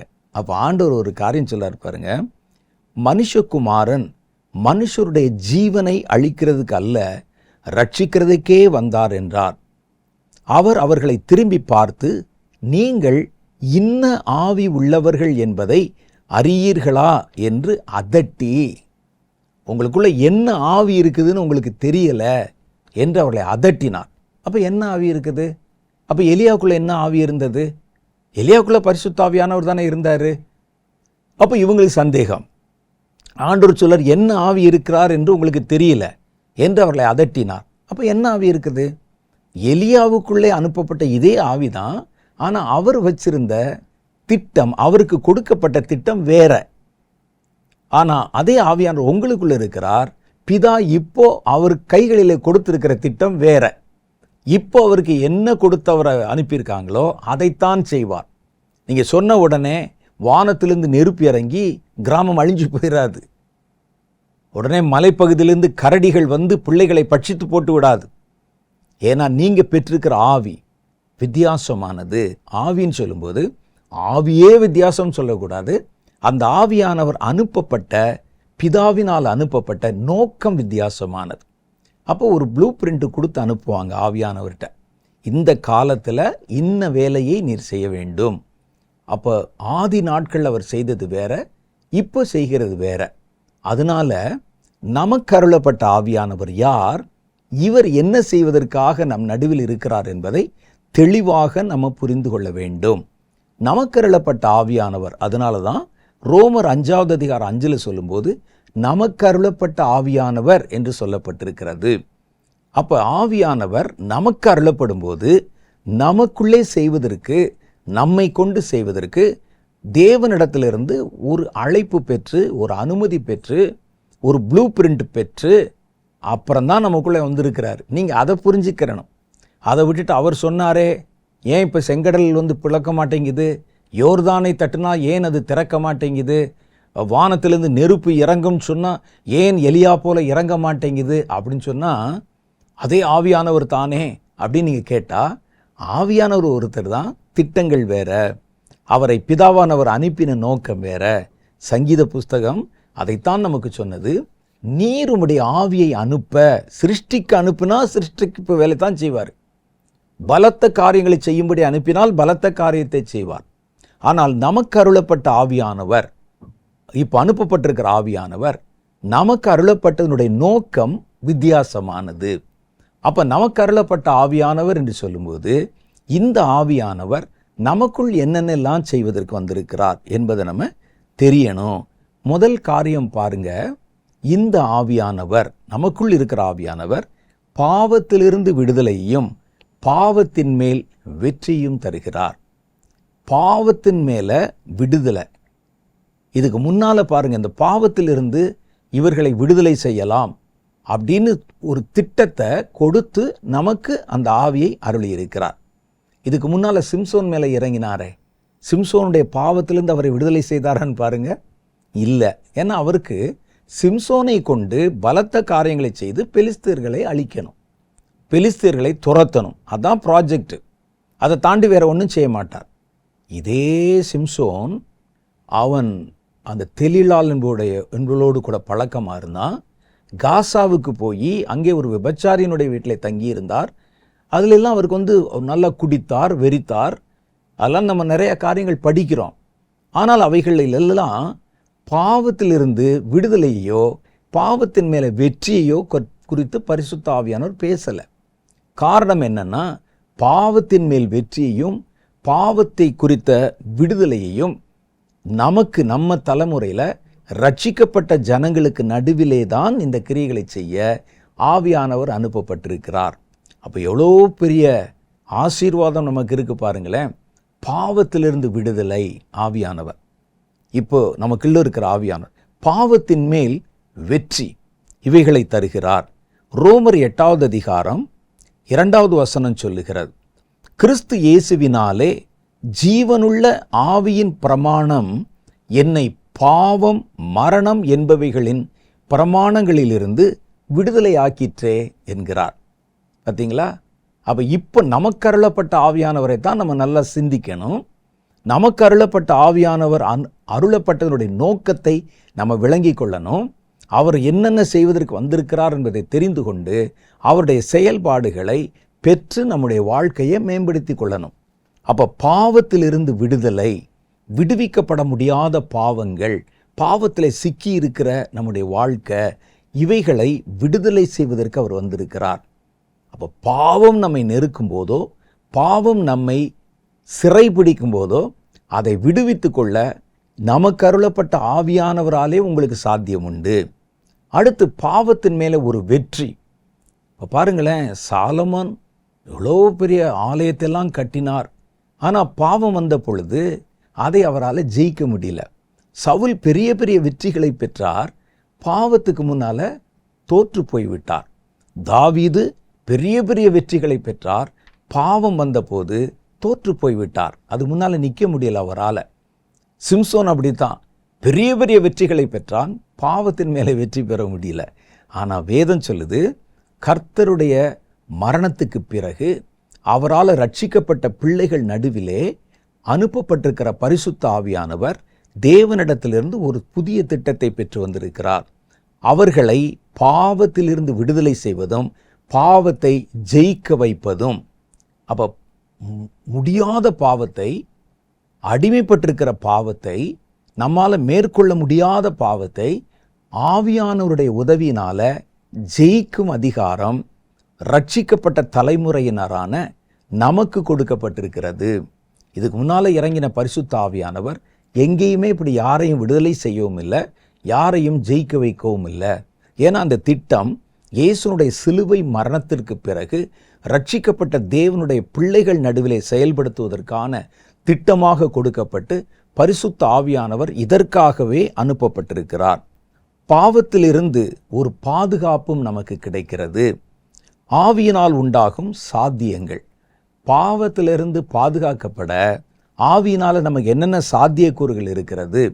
ரோமருடைய நிருபம் 8வது அதிகாரம் 9வது வசனம் 13வது வசனம் அது சொல்லுது, தேவனுடைய ஆவி உங்களில் வாசமாயிருந்தால் நீங்கள் மாம்சத்துக்கு உட்பட்டவர்களாயிராமல் ஆவிக்குட்பட்டவர்களாய் இருப்பீர்கள். கிறிஸ்துவின் ஆவி இல்லாதவன் அவருடையவன் அல்ல. அப்போ மாம்சத்தினாலே, உங்களுடைய ஆவியினாலே மாம்சத்தின் கிரியைகளை அழித்தால் பிழைப்பீர்கள். அப்போ ஆவியை கொண்டு மாம்சத்தின் கிரியைகளை அழிக்க முடியும் என்று கர்த்தருடைய வேதம் நமக்கு தெளிவாக உணர்த்தி காண்பிக்கிறது. அடுத்த காரியம் பாருங்களேன், ஆவிக்கு ஏற்றபடி நம்மை நடத்துவது. இப்போ வந்திருக்கிற ஆவியானவருக்கு பிதாவானவர் என்னென்னெல்லாம் ப்ரோக்ராம் கொடுத்து அனுப்பியிருக்கிறார் பாருங்களேன்.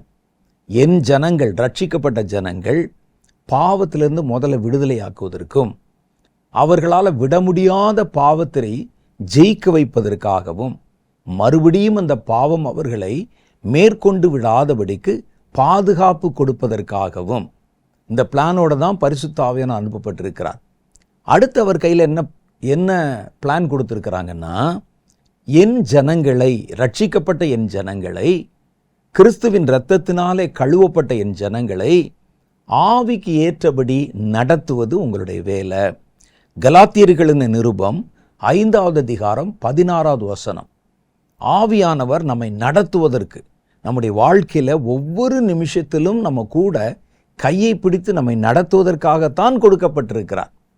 நீங்கள் அவருடைய நடத்திப்பை அல்ல தட்டி விட்டு அல்லது நம்முடைய இஷ்டப்படி நடக்க நினைக்கும் போது தான் தப்பாக போயிடுது. ஆவியானவர் கொடுக்கப்பட்டிருக்கிறதே நம்மை நடத்துவதற்காக. இதை நம்ம புரிஞ்சுக்கிட்டா நம்ம நடக்கிற ஒவ்வொரு பாதையிலும் ஆவியானுடைய உதவியை நம்ம நாடி நடக்க பழகி விடுவோம். கலாத்தியர் 5:16 என்ன சொல்லுது பாருங்க.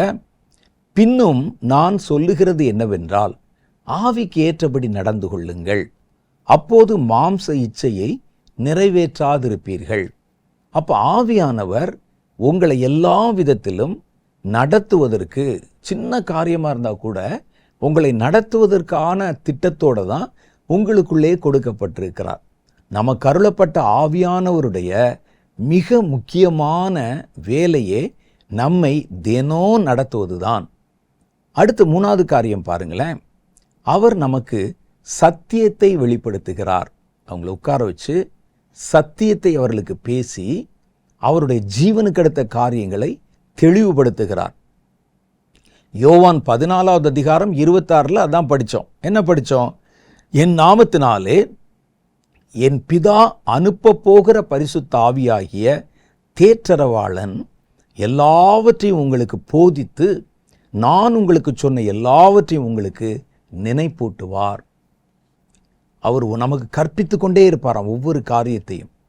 எது கடவுளுக்கு பிரியம், எது கடவுளுக்கு பிரியம் இல்லை, நம்ம எதை செய்யணும், எதை செய்யக்கூடாது, ஒவ்வொன்றையும் நமக்கு கற்பித்து போதனைகள் செய்து நம்மை வழிநடத்துவதற்கு கொடுக்கப்படுகிறார். யோவான் 16:13 அதான் சொல்லுது. சத்திய ஆவியாகிய அவர் வரும்போது சகல சத்தியத்திற்குள்ளும் உங்களை நடத்துவார். அவர் தம்முடைய சுயமாய் பேசாமல் தாம் கேள்விப்பட்டவைகள் யாவையும் சொல்லி வரப்போகிற காரியங்களை உங்களுக்கு அறிவிப்பார். இப்போ நமக்குள்ளே கொடுக்கப்பட்டிருக்கிற நமக்கருளப்பட்ட பரிசுத்த ஆவியானவர் இந்தந்த காரியத்துக்கெல்லாம் வந்திருக்கிறாரு. அது தெரிஞ்சாதானே நீங்கள் அவரை அந்தந்த வேலைகளில் பயன்படுத்த முடியும். அவர் பாருங்களேன், கர்த்தர் நமக்கு சொன்ன எல்லாவற்றையும் குறித்து நமக்கு சத்தியத்தை கற்பிப்பார். தான் கேள்விப்பட்டவைகளை யாவற்றையும் சொல்வார். பரலோகத்தில் அவர் பார்க்காத இடமே கிடையாது. ஒரு பூமி உண்டாக்கப்பட்ட போது அவரால் தான் உண்டாக்கப்படுகிறது. இதெல்லாம் அவர் பார்த்த எல்லாவற்றையும் சொல்லி வரப்போகிற காரியங்களை உங்களுக்கு அறிவிப்பார். இனி அடுத்து என்ன வரப்போகுது, உலகத்துக்கு என்ன நடக்க போகுது, இதை சொல்கிறதுக்கும் தான் ஆவியானவர் இருக்கிறாரு. நமக்கு இதெல்லாம் தெரியாமல் நமக்கு அருளப்பட்ட ஆவியானவர் என்பவர் ஏதோ சபையில் கைதட்டுவதற்கும் ஆரவாரம் பண்ணுவதற்கும் பாட்டு பாடுவதற்கும் அந்நிய பாஷை பேசுவதற்கும் நினச்சிட்டு இருக்கிறதுனால தான் மற்ற ஏரியாவில் அவரை நம்ம பயன்படுத்துவதில்லை. தீர்க்கதரிசிகளுக்கு மாத்திரமில்லை, இந்த ஆவியானவர் யாருக்கு கொடுக்கப்பட்டாலும் வரப்போகிறவைகளை அவர் அவர்களுக்கு சொல்லுவார் அப்படின்னு எழுதியிருக்கு. உங்கள் வாழ்க்கையில் அடுத்து என்ன வரப்போகுது சொல்லுவார். அப்போ நான் பரிசுத்த ஆவியை பெற்றுக்கொண்டு எனக்கு வரப்போகிற காரியங்களை சொல்லுகிற ஆவியானவர் வைத்துக்கொண்டு நான் எங்கேயோ ஒரு தீர்க்கதரிசி இடத்துலையோ ஒரு ஊழியக்காரத்தில் போய் நான் என்ன செய்யணும், அடுத்து என்ன நடக்கும், ஜெபம் பண்ணி சொல்லுங்க என்று கேட்பது வினோதமாக இருக்கிறது. காரணம் என்னன்னா, உங்களுக்குள் இருக்கிற ஆவியானவரை, நமக்கு அருளப்பட்ட ஆவியானவரை நம்ம சரியாக புரிந்து கொள்ளாதது தான் காரணம். அப்போ நீங்கள் நல்லா பாருங்கள், தீர்க்கதரிசிகளிடத்துல பேசுவது வேற. தீர்க்கதரிசிகளிடத்துல உலகத்தை குறித்து பல காரியங்களை குறித்து அவர் பேசலாம். ஆனால் இங்கே இனி வரப்போகிற காரியங்களை, உங்களுக்கு வரப்போகிற காரியங்களை அல்லது மற்ற காரியங்களையோ உங்கள் பிரயோஜனத்துக்கு ஏற்றபடி பேசுவார் என்பது தீர்க்கதரிசிகளுக்கு மாத்திரமல்ல, அபிஷேகம் பெற்ற எல்லாருக்குமே சொல்லப்பட்ட வார்த்தை. பரிசுத்த ஆவியானவரை பெறுகிற எல்லாருக்குமாக எழுதப்பட்ட வார்த்தை தான் அந்த வார்த்தை. அப்போ நீங்கள் கேட்கலாம், ஆண்டவரே அடுத்து என்ன நடக்கும், அடுத்து நான் என்ன செய்யணும், என்னை ஊழியத்தில் பயன்படுத்துகிறீங்களே நான் என்ன செய்யணும். இதை தேடி நம்ம ஒரு தீர்க்கதரிசி இடத்துல போக வேண்டியதில்லை, நீங்களே அதை கேட்க முடியும். ஏனென்றால் நீங்கள் கேட்டால் அதை கொடுப்பதற்கான கட்டளையோடையும் அந்த திட்டத்தோடையும் தான் உங்களுக்கு அருளப்பட்ட ஆவியானவர் உங்களுக்குள் வந்திருக்கிறார். அவர் என்ன சொல்றார் பாருங்க, சத்தியத்துக்குள் உங்களை நடத்துவதற்கும் அவர் தான் பார்த்த கேட்ட எல்லாவற்றையும் உங்களுக்கு சொல்லுவதற்கும், அடுத்து நடக்கப் போகிற வரப்போகிற காரியங்களை அறிவிக்கவும், இதற்கான திட்டங்களோட தான், அழைப்போட தான் இந்த ஆவியானவர் உங்களுக்குள்ளே அனுப்பப்பட்டிருக்கிறார். அப்போ ஏன் நம்ம அடுத்த காரியத்தை போய் தேடணும்? ஆவியானவருடைய உதவியிலே நாமே அதை தேடலாம். நாமே சத்தியத்தை படித்து அவரிடத்திலிருந்து பெற்றுக்கொள்ளலாம். அவரே நமக்கு சொல்லித்தரவும் கற்பிக்கவும் அவர் அதற்காகத்தான் அனுப்பப்பட்டிருக்கிறார். உங்களுக்கு என்ன நடக்கும்? நீங்கள் போய் யார்ட்டையும் தலையை கொடுத்து ஐயா ஜெபம் பண்ணி நான் என்ன செய்யணும்னு வேண்டாம். உங்களுக்கு சொல்றதுக்கு தான் ஆவியானவர் உங்களுக்குள்ளே இருக்கிறார். அது தீர்க்கதரிசிகளத்தில் பேசுறது வேற. இங்கே நீங்கள் பாருங்களேன், உங்களுக்கு வரப்போகிறவளை பற்றி சொல்லி அவர் உங்களை நடத்துவார் அப்படின்னு தீர்க்கதரிசிகளுக்கு சொல்லியிருக்கா? ரட்சிக்கப்பட்ட தேவனுடைய பிள்ளைகளுக்கு சொல்லியிருக்கா? அபிஷேகத்தை பெறப்போகிற கர்த்தருடைய எல்லா ஜனங்களுக்கும் சொல்லப்பட்ட வார்த்தை இது. அவர் என்னுடையதில் இருந்து எடுத்து உங்களுக்கு அறிவிப்பதினால் அவர் என்னை மகிமைப்படுத்துவார். அப்போ இதான் ஆவியானவருடைய வேலை. அடுத்த காரியம் அவர் என்ன செய்வார்? நமக்கு சொல்லுகிற காரியங்கள் எல்லாவற்றையும் அவர் சொல்லி எல்லாவற்றையும் அவர் நமக்கு வெளிப்படுத்துவதற்குத்தான் வந்திருக்கிறார். நம்ம உட்காந்து கேட்கறதுக்கு சோம்பேறித்தனம், நம்ம உட்காந்து தியானிப்பதற்கு சோம்பேறித்தனம். இதுக்கு யாராவது ஒரு மனுஷனிடத்தில் போனால் வேகமாக ஒரு காணிக்கை கொடுத்தோமா, ஐயா ஏதாச்சும் பேசினா சொல்லுங்க கேட்போமான்னு சொல்லி வரலாம்னு நம்ம இப்படியே பழகிவிட்டோம், நம்மை பழக்கி விட்டார்கள். நீங்கள் உங்களுடைய பலத்தை புரிஞ்சுக்கிறனும். உங்களுக்குள்ளே வரப்போகிற காரியங்களை சொல்லுகிற ஆவியானவர் இருக்கிறார். சத்தியத்தை கற்பிக்கிற ஆவியானவர் உங்களுக்குள் இருக்கிறார். நீங்கள் அவரிடத்தில் நேரம் செலவழித்து அந்த ஆவியானவரை பயன்படுத்தினால் அதுக்காகத்தானே அனுப்பப்பட்டிருக்கிறார். இதான் நமக்கு அருளப்பட்ட ஆவியானவர். மூணாவது காரியம், அடுத்து நாலாவது காரியம் பாருங்க. ஆவியானவர் நம்முடைய பலவீனங்களிலே உதவி செய்வதற்காக அனுப்பப்பட்டிருக்கிறார். அவர் தேவனிடத்திலிருந்து என்னென்ன கட்டளைகளை வாங்கிட்டு வந்திருக்கிறார் பாருங்க.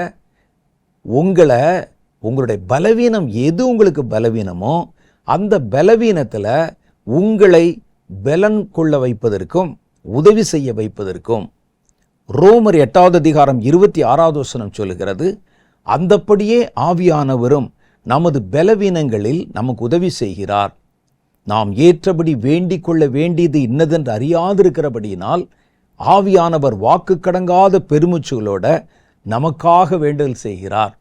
ஜெபிக்கிறதுல உண்டான பலவீனம் மாத்திரமல்ல, ஊழியம் செய்கிறதுல பலவீனம் வரலாம், தேவனுடைய காரியங்களில் நிலைப்பதிலே பலவீனம் வரலாம், சரீரத்தில் வியாதிகள் பலவீனங்கள் வரலாம், பாவத்தை குறித்த பலவீனங்கள் வரலாம். பலவீனம் எதுவாயிருந்தாலும் அதில் உதவி செய்யத்தான் தேவனாலே ஆவியானவர் உங்களுக்குள்ள அனுப்பப்பட்டிருக்கிறார். அவர்கிட்ட இந்த கட்டளையெல்லாம் கொடுத்து அனுப்பியிருக்கிறாங்க. இதெல்லாம் ப்ரோக்ராம் பண்ணி தான் ஆவியானவரை நமக்குள்ளே அனுப்பியிருக்கிறார்கள். பவுல் அப்போஸ்தலருக்கு ஒரு பலவீனம் இருந்தது. அவர் ஜெபம் பண்றாரு, இந்த பலவீனம் மாத்திரம் இல்லாமல் இருந்தால் நல்லா நிறைய ஊழியம் செய்யலாமே, அது மாம்சத்தில் ஒரு பலவீனம். ஆனால் அப்போ கர்த்தர் சொல்கிறாரு, இதற்காக 3 முறை ஜெபம் பண்ணுகிறார்.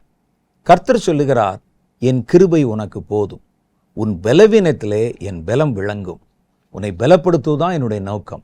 அதனால் நீ உன்னுடைய பலவீனத்தோடே போய் நீ உன்னுடைய ஊழியத்தை செய்கின்றார். பலமுள்ளவர்கள் செய்கிற ஊழியத்தை விட பலவீனத்தோடு ஊழியம் செய்த பவுல் நிறைவான ஊழியத்தை செய்தார் என்று நம்ம வேதத்திலே அறிந்திருக்கிறோம். அப்போ ஆவியானவர் பலப்படுத்துவதற்காக, பலவீனங்களிலே நமக்கு உதவி செய்வதற்காகத்தான் கொடுக்கப்பட்டிருக்கிறார். உங்களுக்கு என்ன பலவீனம் வந்தாலும் அந்த பலவீனத்தோடு நீங்கள் கஷ்டப்பட்டு போராடாமல் பலவீனத்திலே உதவி செய்கிற ஆவியானவருடைய உதவியை கேளுங்க. அதை செய்கிறதுக்கு தான் அவர் அனுப்பப்பட்டிருக்கிறார். அதை செய்யாமல் வேறு என்ன செய்ய போகிறாரு? அவர் கண்டிப்பாக நமக்கு உதவி செய்வார். அடுத்து ஒரு காரியம் இருக்குது. நம்மில் பழைய சுபாவங்களை ஒழித்து புதிய சுபாவங்களை பெருக பண்ணுவதற்கு. புதிய சுபாவங்கள் கடவுள் நம்மிடத்தில் எதிர்பார்க்கிற சுபாவங்கள். இதை நீங்கள் உங்களுடைய முயற்சியிலெல்லாம் கொண்டாட முடியாது. நம்ம முயற்சி பண்ணி இனிமே நான் ஒழுங்காக இருக்கிறேன், இனிமே நான் இருக்கேன், அதெல்லாம் கொண்டு வர முடியாது. அது ஆவியினாலே உண்டாகிற காரியங்கள். இந்த புதிய சுபாவங்களை கனிகள் என்று வேதம் சொல்லுது. கலாத்தியர் 5வது அதிகாரம் 22வது வசனத்தில் நீங்கள் பார்த்தா, ஆவியின் கனியோ அன்பு, சந்தோஷம், சமாதானம், சாந்தம், தயவு, நற்குணம், விசுவாசம், இச்சையடக்கம் போன்றவைகள். இந்த 9 கனிகளை பற்றி அவர் பேசி இந்த கனிகள் ஆவியினால் வரும் என்று சொல்லுகிறார். ஏன் மனுஷனுக்கு சாதாரணமாக அன்பு வராதா? ஒரு மனுஷனுக்கு சாதாரணமாக இங்கே சொல்லப்பட்டிருக்க சந்தோஷம் வராதா? ஆவியானவரால் தான் வரணுமா அப்படின்னு கேட்டால் அதற்கு எளிய பதில், மனிதர்களிடத்திலிருந்து வருகிற அன்பும் மனிதரிடத்திலிருந்து உருவாகிற விசுவாசமும் மனிதர்களிடத்திலிருந்து வரக்கூடிய வேற எந்த இந்த மாதிரி நல்ல காரியங்களும் குறைவுள்ளதாக இருக்கும். ஆவியானவர் மூலம் வெளிப்படுத்தப்படுகிறது தான் பரிபூர்ணமானதாக இருக்கும். அதனால்தான் அவர் சொல்றாரு, இது மாம்சத்தில் வராது. நீங்கள் ஆண்டவர்கிட்ட போய், ஆண்டவரை நான் இனிமே அன்பாக நடந்து கொள்வேன் அப்படின்னு சொல்லுவதில் அவசியம் இல்லை. ஏன்னா அந்த அன்பாய் நடப்பது என்பது உங்களால் முடியாது. அப்போ எப்படி கேட்கணும் அவர்கிட்ட? ஆண்டவரே, நான் அன்பாய் இருக்க விரும்புகிறீர், அந்த அன்பை உம்முடைய ஆவியினாலே எனக்குள்ளே வெளிப்பட பண்ணும் அப்படின்னு கேட்கணும். அதை விட்டு ஆண்டவர்கிட்ட, நான் ஆண்டவரே, நான் இது தப்பாயிருச்சு, நான் இனிமே அன்பு கூறுறேன் ஆண்டவரே எல்லாரிடத்திலும், நான் இனிமே விசுவாசமாக இருக்கிறேன் ஆண்டவரேன்னு கேட்டால் அது ஏதோ நீங்கள் பிளான் பண்ணி விசுவாசத்தை உங்களுக்குள் உருவாக்குவதை போன்ற தோற்றத்தை தருகிறது. ஆனால் வேதத்தில் சொல்லப்பட்டிருக்கிற இந்த முழுமையான காரியங்கள், முழுமையான சுபாவங்கள் முழுக்க முழுக்க முழுக்க ஆவியானவராலே கொடுக்கப்படுகிறது. அப்போ இந்த ஒவ்வொரு காரியத்தையும் ஆவியானவரிடத்திலே நம்ம கேட்கணும். மாம்சத்தில் இதை கொண்டு வர முயற்சி செய்தால் அது குறைவுள்ளதாக இருக்கும். மாம்சத்தில் அன்புள்ளவர்கள் இல்லையா? இருக்கிறாங்க, ஆனால் அந்த அன்பு குறைவுள்ளதாக இருக்கும். மாம்சத்தில் சந்தோஷம் உள்ளவர்கள் இல்லையா? இருக்கிறாங்க, ஆனால் குறைவுள்ளதாக இருக்கும். ஆகவே தான் உங்களுக்குள்ளே பரிபூர்ணமான தெய்வீக சுபாவங்களை கொடுக்க பரிசுத்த ஆவியானவர் நமக்குள்ளே அருளப்பட்டிருக்கிறார். ஆகவே வேதம் நமக்கு சொல்லுகிறது, ஆவியானவர் ஒவ்வொரு காலகட்டங்களிலும் தேவனிடத்திலிருந்து ஒவ்வொரு திட்டத்தை பெற்றுக்கொண்டு அனுப்பப்படுகிறார். அவர் எங்கே அனுப்பப்படுகிறார் என்பதிலும் வித்தியாசம் இருக்கு. ஆவியானவர் ஒருவர் தான். சிம்சோன் மேல் இறங்கின அதே ஆவியானவர் தான், எசேக்கியேல் மேல் இறங்கின அதே ஆவியானவர் தான் இன்றைக்கு நம் நடுவிலும் இறங்கி இருக்கிறார். ஆனால் என்ன வித்தியாசம்? சிம்சோனிடத்திலே இறங்கின போது ஆவியானவர் பெற்றுக்கொண்டிருந்த கட்டளை வேற. இன்னைக்கு உங்கள் நடுவிலே, நம்ம நடுவிலே இறங்கி இருக்கிற ஆவியானவர் பிதாவிடத்தில் பெற்றுக்கொண்ட கட்டளைகள் வேற. ஆகவேதான் வேதம் அங்கே தெளிவாக சொல்லும்போது ஆவியானவர் என்று எழுதாம நமக்கு அருளப்பட்ட ஆவியானவர், நமக்கு அருளப்பட்ட ஆவியானவர் இந்தந்த காரியங்களை செய்யத்தான் அனுப்பப்பட்டிருக்கிறார். இதை தாண்டி நீங்கள் பழைய ஏற்பாட்டில் படித்தது புதிய ஏற்பாட்டில் படித்ததெல்லாம் எதிர்பார்க்கக்கூடாது. சீஷர்கள் அப்படி எதிர்பார்த்த போதுதான் சொன்னார், நீங்கள் இன்னும் ஆவியை பெற்றிருக்கிறீர்கள் என்று அறியாதிருக்கிறீர்கள் என்றார்.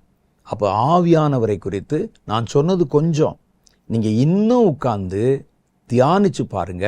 நமக்கு அருளப்பட்ட ஆவியானவரை குறித்து ரட்சிக்கப்பட்ட தேவனுடைய ஜனங்கள், கர்த்தருடைய இரத்தத்தினாலே கழுவப்பட்ட ஜனங்களுக்கு அவர் அளித்த பரிசுத்த ஆவியானவர் என்ன கிரியைகளை செய்வதற்கு அனுப்பப்பட்டிருக்கிறார் என்பதை வேதத்தில் இன்னும் நுணுக்கமாக ஆராய்ஞ்சு பாருங்க.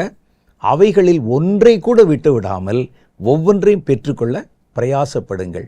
மறுபடியும் சொல்லுகிறேன், இந்த ஆவியானவர் உங்களுக்குள்ள பல மாற்றங்களை கொண்டு வருவதற்கும், உங்களை கொண்டும் உங்களை வச்சு மற்றவர்கள் நடுவிலே காரியங்களை செய்வதற்கும் பிதாவினால் விசேஷமாய் அனுப்பப்பட்டிருக்கிறார். அவர்தான் நமக்கு அருளப்பட்டிருக்கிற பரிசுத்த ஆவியானவர். கண்களை மூடி ஒரு சின்ன ஜெபம் செய்வோம். கர்த்தர் நம்மோடு கூட பேசி சொன்ன காரியங்கள், பரிசுத்த ஆவியானவரை குறித்து நமக்கு தந்த ஒரு நல்ல வெளிப்பாடு, அவைகளை பயன்படுத்தி கொள்ளக்கூடிய வழிமுறைகள், இவைகளிலே தொடர்ந்து கர்த்தர் நம்மை வழிநடத்துவாராக. அன்பும் இரக்கம் நிறைந்த எங்கள் பரலோக பிதாவே, நாங்கள் கேட்ட இந்த வார்த்தைகளுக்காக ஸ்தோத்திரம். எங்களுக்குள் அருளப்பட்டிருக்கிற பரிசுத்த ஆவியானவர் எங்களுக்குள்ளே என்னென்ன மாற்றங்களை கொண்டு வரவும், எங்களை கொண்டு என்னென்ன காரியங்களை செய்யவும் பிதாவினால் அனுப்பப்பட்டிருக்கிறார் என்பதை எங்களுக்கு தெளிவுபடுத்தி காண்பியும். நாங்கள் தியானித்தது கொஞ்சம். உம்முடைய பிள்ளைகளோடு நீர் இன்னும் அதிக காரியங்களை வெளிப்படுத்தி பேசும். ஆவியானவர் எதற்கு அருளப்பட்டிருக்கிறார் என்பது தெரியாமல் இருக்கிறதுனால தான் நாங்கள் இன்னும் அடிக்கப்படுகிறோம், இன்னும் வேதனைக்குள்ளாகிறோம், இன்னும் நாங்கள் பலவீனத்திலே உழலுகிறோம், இன்னும் நாங்கள் விடுதலை இல்லாத வாழ்க்கை வாழ்ந்து கொண்டிருக்கிறோம். உம்முடைய பிள்ளைகளுடைய கண்களை திறந்து பரிசுத்த ஆவியானவர் அவர்களை பூரணமான பாதையிலே வழிநடத்தும்படிக்காக நாங்கள் ஜெபிக்கிறோம். வார்த்தைகளை கேட்ட ஒவ்வொருவரையும் பேர் பேராய் ஆசீர்வதியும் ஆண்டவரே. அவருடைய குடும்பங்களை ஆசீர்வதியும். பரிசுத்த ஆவியானவர் அவர் நடுவிலே நிறைந்திரும். இந்த வாரத்தை நன்மையினால் முடிசூட்டி அருளும். உம்முடைய பிள்ளைகளின் தேவைகளை சந்தியும். அவர்களுக்கு விரோதமாய் உருவாக்கப்படுகிற எந்த ஆயுதங்களும் வாய்க்காமல் போக பண்ணியறலும். ஆவியானவரே, நீர் அவர்களை சுற்றிலும் அக்கினி மதிலாக பாளையம் இறங்கி அவர்களை பாதுகாத்து கொண்டருளும். எங்களுடைய ஜெபத்தை கவனித்து அதன்படியும் அதற்கு அதிகமானதுமான நன்மையான கிரியைகளை உம்முடைய பிள்ளைகள் பார்க்க உதவி செய்தருளும். இயேசுவின் நாமத்திலே இவைகள் யாவற்றுக்காகவும் ஜெபித்திருக்கிறேன் எங்கள் பிதாவே. ஆமேன், ஆமேன். கர்த்தர் நம்மோடு கூட இடைப்பட்டு பேசினார். ஆவியானவரை குறித்து நம்மோடு கூட அவர் சொன்ன காரியங்களை மறுபடியும் அசை போட்டு பாருங்க. இன்னும் நிறைய காரியங்களை கர்த்தர் உங்களுக்கு வெளிப்படுத்த ஆயத்தமாக இருக்கிறார். அடுத்த வாரத்தில் வேறொரு புதிய செய்தியோடு உங்களை நான் சந்திக்கிறேன். அதுவரை கர்த்தர் உங்களை ஆசீர்வதித்து காப்பாராக. ஆமென்.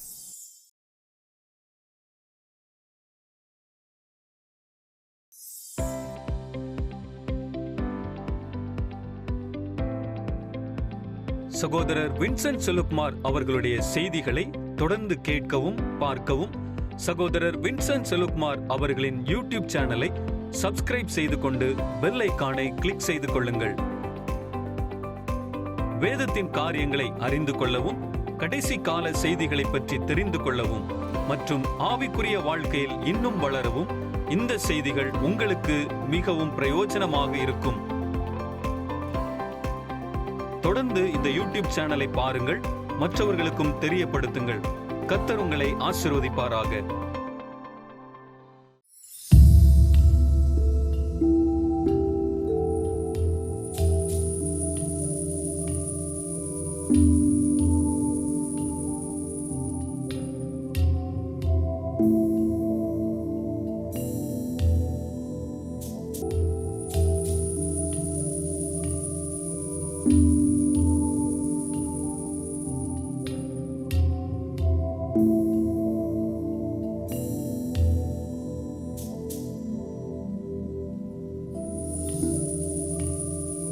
you.